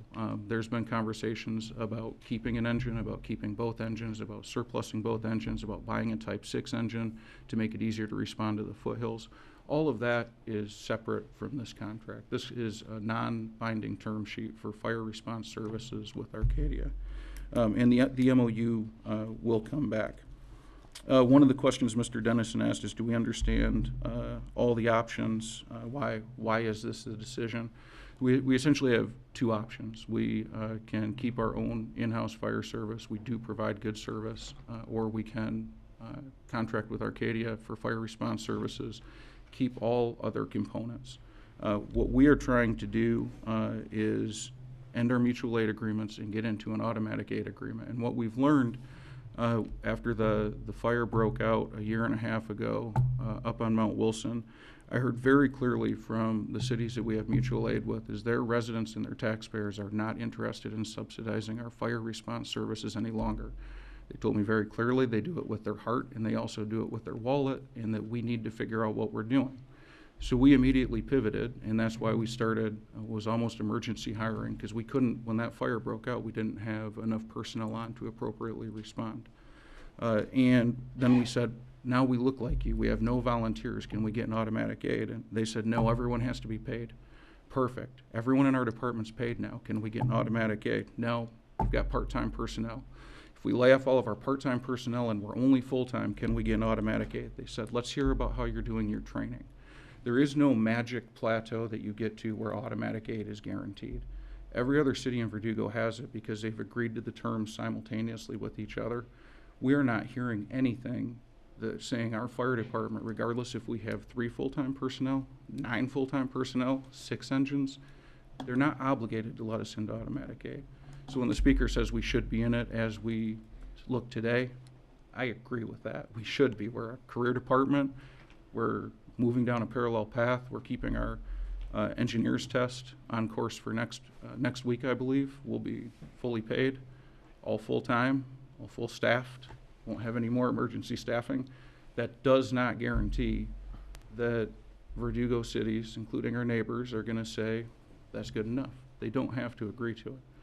So if this all falls apart and it doesn't go forward, we're still moving in parallel to have a career in-house, fully paid fire department. Tonight doesn't end that. It doesn't stop the engineer test. It doesn't do any of that. What it does do is give us the ability to enter into this non-binding term sheet and bring an MOU back. This process still has to go through LAFCO, right? This isn't the end of it. When Arcadia approves it, it's not the end of it. So I want to make that clear. I've got a lot of notes here, so let me see.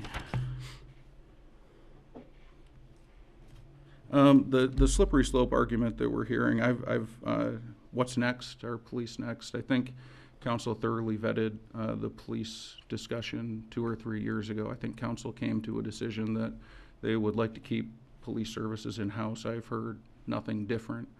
I'm not buying the slippery slope argument. One point that our firefighter Doosan made that is correct, and I hear this a lot, this is apples versus oranges.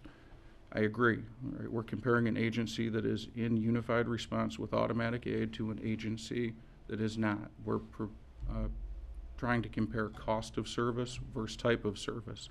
These things are not equal. They just share some common elements. We are comparing apples to oranges. We're not trying to say that we're comparing two like services. We're trying to make it very clear these are two distinct services with advantages both ways. So I don't know if I missed anything. If I did, Chief Norwood would love to chime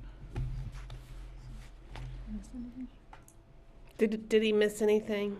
No, he covered most of it pretty thoroughly. It is true that, and quite honestly, the mutual aid, we don't have any mutual aid agreements. We have no signed mutual aid agreements outside of the automatic aid agreement we have with Los Angeles County.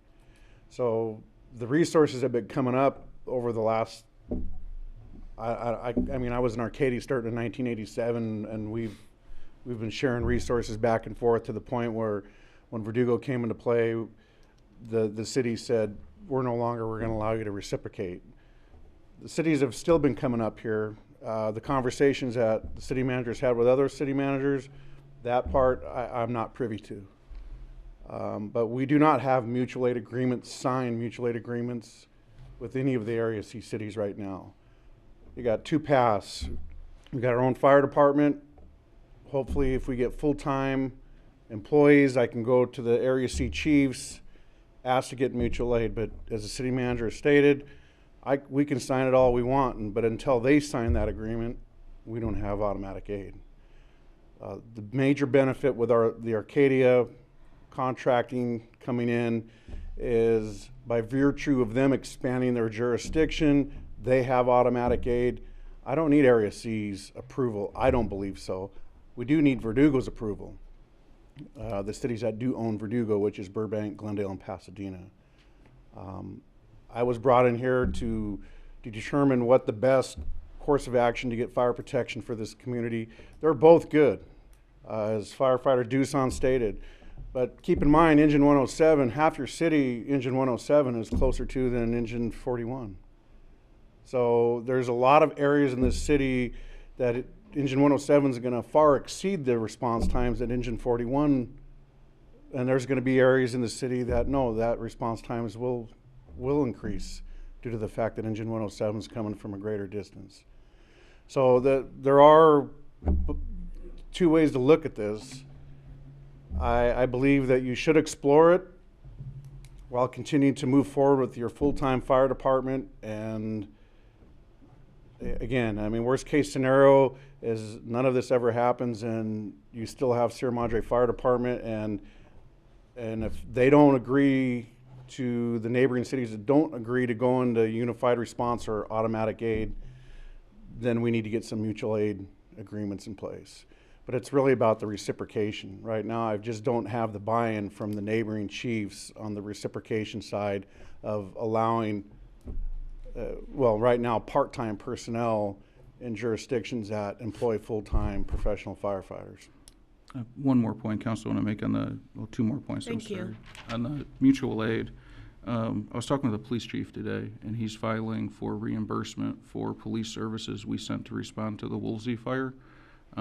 And if we think we don't have mutual aid agreements signed, but if we think there's not a future world where we are not getting charged for the mutual aid for the fire response services that come in, that is not what I'm hearing. That's a possibility. So to date, when the city manager of another city said we've been responding out of the kindness of our hearts and our wallets, I'm trying to read a little bit between the lines, but I also understand what I'm being told. Second, because I love to quote firefighter Dusan so much, I'm going to quote him again. I agree, we do have top-notch people here. We do have top-notch services. This is not about not being satisfied with the services that our personnel provide. This is about a Verdugo system that to date has told us that we are not going to be a part of mutual response and automatic aid. I believe council set the goal to get into automatic aid over a decade ago. So this is not something that council set at a retreat over the summer. It's been over a decade we've been trying to get into automatic aid. We need a path line to survive, right? So if we don't get into automatic aid this way, we're gonna have to find another way in. But this is not about the personnel we have or the job they do. This is about surviving in a connected system with 13 other cities that we currently are not a part of. Thank you. Any comments from my council?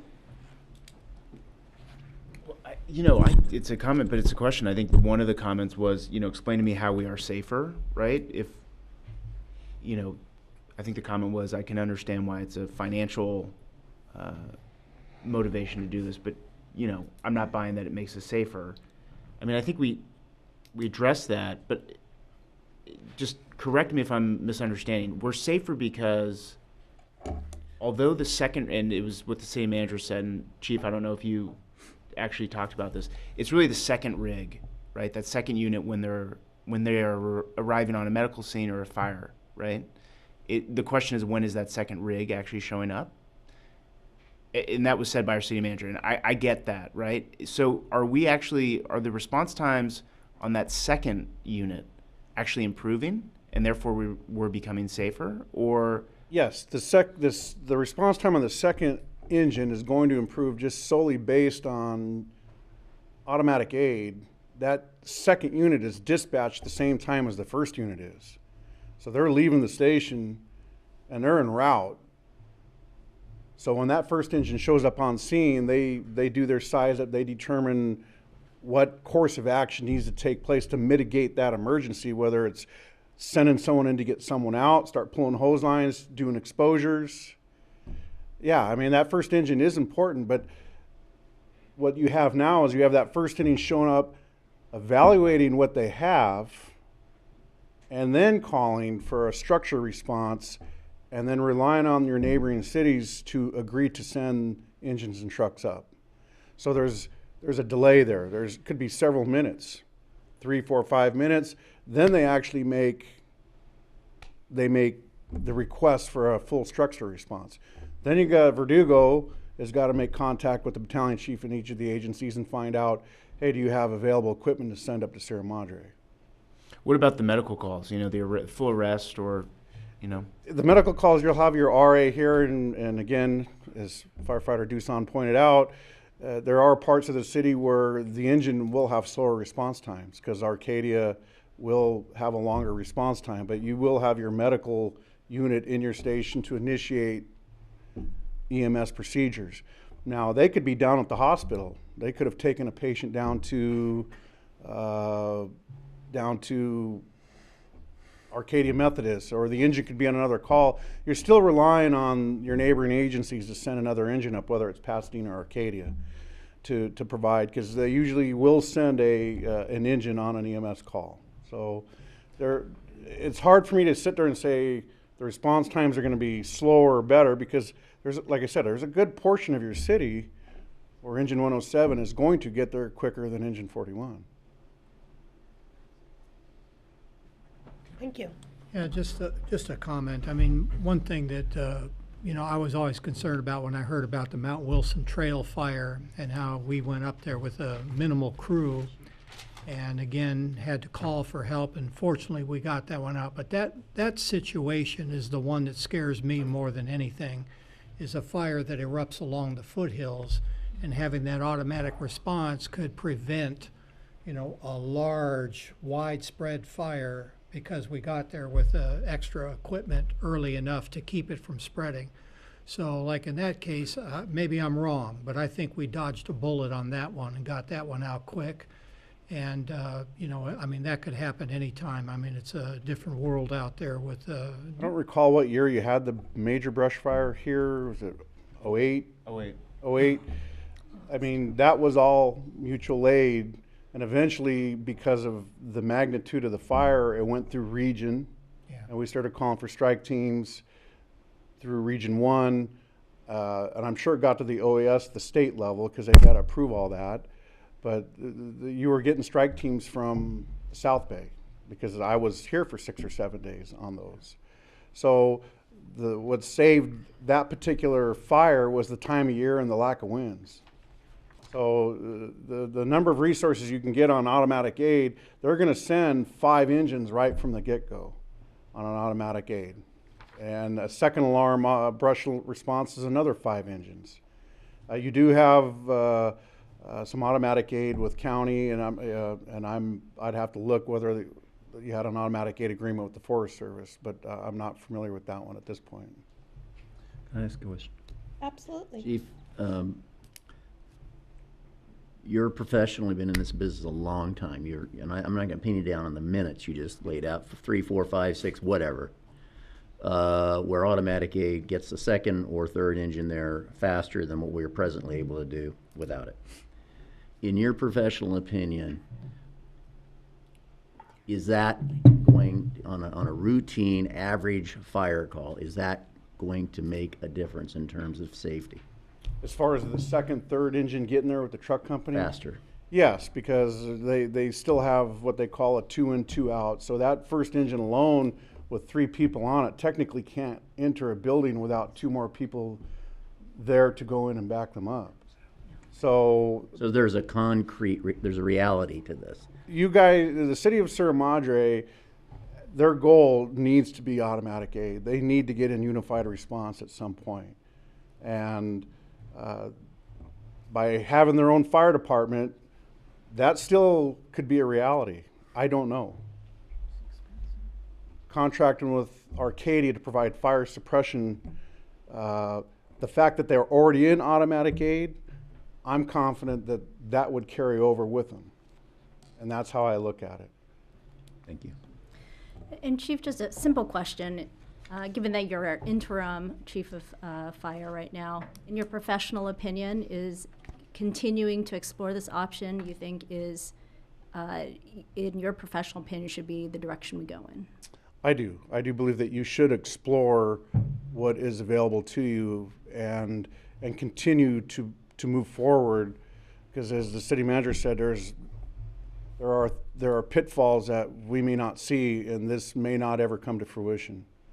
So I have the highest regard and opinion of the firefighters of Sierra Madre right now, and I fully believe you should continue to go in that direction. But there's no guarantees in that direction. There's no guarantee with the Arcadia direction. I should be honest with that. But again, I think there's a higher percentage of the automatic aid coming with Arcadia than Sierra Madre remaining on their own.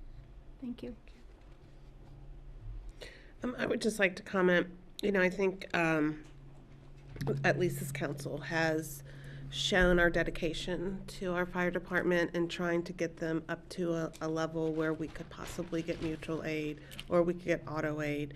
I don't think that's going to be possible from what I'm hearing, but I do want to keep going in that direction until we do something else. I think to explore this possibility with Arcadia to make sure that we do get an auto aid eventually is important to me, and I'm looking out for the safety of this community. The fire department, is a historical institution here in town, but the reality is what's happening now is we can't maintain that and just live in a little bubble by ourselves. We do need to have others assist us. So what is the pleasure of the City Council? I would just want to remind you that tonight we are tasked with perhaps approving the term sheet, and it's a non-binding term sheet, approve the reorganization of the fire department, and direct staff to work with the City of Arcadia to finalize the agreement. And we are going to only implement the reorganization upon final approval of the agreement with the City of Arcadia. And that means an MOU. MOU. So that means if we say yes to the restructure and reorganization, nothing changes tomorrow. It doesn't change until we all decide, yes, we want to go down the road with Arcadia, correct? That's Okay. correct. Right, you would not be implementing the decision you make tonight to approve the reorganization of the fire department would not be implemented until you've approved the MOU. And I would like to ask, the City Council of Arcadia has not approved this yet, right? That's correct, Mayor. It was to come to the city of Sierra Madre first. Okay. So the City Council might say, nope, we don't want you. Potentially. Can I just point out one thing too about Arcadia? The city manager there, in explaining the difficulties, the emergency situation that they have, I mean, he made for lack of a better word, a threat that it is a possibility of them shutting down that station on Orange Grove if they don't resolve their emergency. This is giving them essentially $800,000, gives them an incentive to keep that station open. And I think if we were to go and keep our fire department and they close that fire department, I think overall our level of safety drops as well. So this is a mutual benefit to both cities to keep us all a little bit safer. So I want to just make that point. That's a good point. Thank you. Yeah, I mean, look, I'm in favor of this. I think that we should go forward, approve the term sheet, approve the reorg of the fire department, you know, pursuant to the term sheet if we get there. And look, I think that the reason why we're doing this is, from my perspective, pure and simple from a safety perspective, it makes us safer. I mean, I think that we'll see what happens in these negotiations, but I don't think that any of us would want to go forward with this just from a budgetary standpoint. I don't think this is about saving money. I think this is about making sure that our city is, from a fire suppression and medical call and emergency management standpoint, as safe as possible. And I think that the city manager isn't educating any of us up here on the fact that we have been for many years, I would say, you know, charity is a word that comes to mind. Other cities have done a lot to help us in terms of responding to calls. And if you go to a fire call, you'll see Arcadia trucks there, you'll see County, you'll see Monrovia, you know, you'll see Pasadena. And they've been doing that basically for free. And so I think that there is going to come a time where that doesn't happen anymore. And I think that if we were caught flat-footed and not trying to proactively manage that situation, then I think we wouldn't be doing our jobs. So I don't think there's any question that all of us up here love and respect our firefighters and our department. And, you know, many members of this public who spoke today have been a big part of that. It is an institution. But I think that obviously the cultural and kind of historical side of this is one thing, and I think going forward, public safety and the provision of those services is another. So I think because of that, you know, I think we have to explore this. So I'm in favor of it. I'll just briefly comment. It's not too much more than Mayor Pro Tem had shared, but you know, for me, coming into this town 12 years ago, I loved the idea of the volunteer fire department, and as we have seen over the years, that had to change, and I loved bragging about that idea. I think we were one of the first volunteer firefighters, one of the last volunteer fire departments. But again, the times have changed, and I think I tend to look at things pretty stringently on the financial side, but that really wasn't the motivating piece for me on this issue. When we're learning about what mutual aid and automatic aid really means and how it's affect us here in Sierra Madre, and understanding that the new normal of wildfires is really the new normal in California, and you know, hopefully we won't see that in our city in the same way that some other areas have, but we really have to put public safety first. And you know, this very well may not come to fruition, as it's been stated. There's so many other moving pieces, but I think it would be negligent for us to not continue in this manner. I comment. Are you? Well said. I agree with what I just heard. I hearken back to the a couple of previous discussions we've had over the years since I've been on the council. We had a long, protracted controversy over our police department, and I can recall that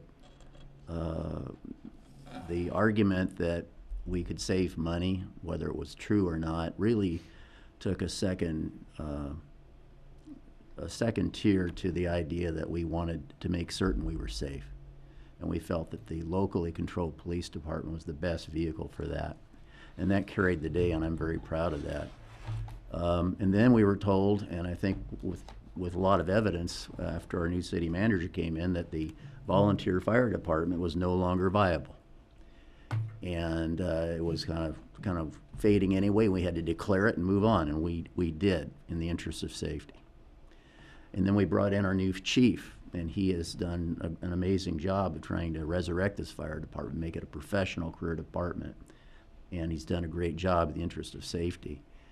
But the truth of the matter is that we do not have control over the final piece of the puzzle. We do not have control over that second and third unit getting there when we need that second and third unit or fourth and fifth unit given the wildfire. We don't have control over that now, and we have no reasonable assurance from management here or management in other agencies that we are going to get that anytime in the foreseeable future. So to me, the only prudent decision is to try to get an agreement that ensures that we have automatic aid and that we hopefully are able to retain as much of our existing fire department as we possibly can, performing all those non-fire services, which I understand based on this offer sheet, we will still have an ongoing fire, not fire, but paramedic operation and so forth. So I support this. I do it reluctantly. I remember when we contracted out the swimming pool. I did that reluctantly too. But these are the realities that we face, and so we have to bite down hard, I guess. Okay. Sounds like we're all in favor. If I could get a motion. I move to approve. I'll second. Term sheet. All in favor? Aye. None opposed. Motion carries. Thank you. We're at the end of our meeting. Do we have any items for city manager to bring forth for future items? One thing would just be the item that I alluded to before about figuring out how to connect people a little bit better to the goal line. That's not for an immediate, when we slow down a little bit, and whether that's a dial ride situation or something else. So We've already started working on it. Oh, good. Looks good. I'm not surprised. Yeah. We also wanted to talk about the Clean Air Alliance again, just to bring that For forth. D. Alcorn specifically, I'm going to have him right there in the front row. So. But I think it does need No, to be. It's brought not forth. straightforward. It's not. It's very complicated stuff. Anybody else have anything? Okay. I'd like to move to adjourn in memory of Tim Osty. Second. Second. Adjourned.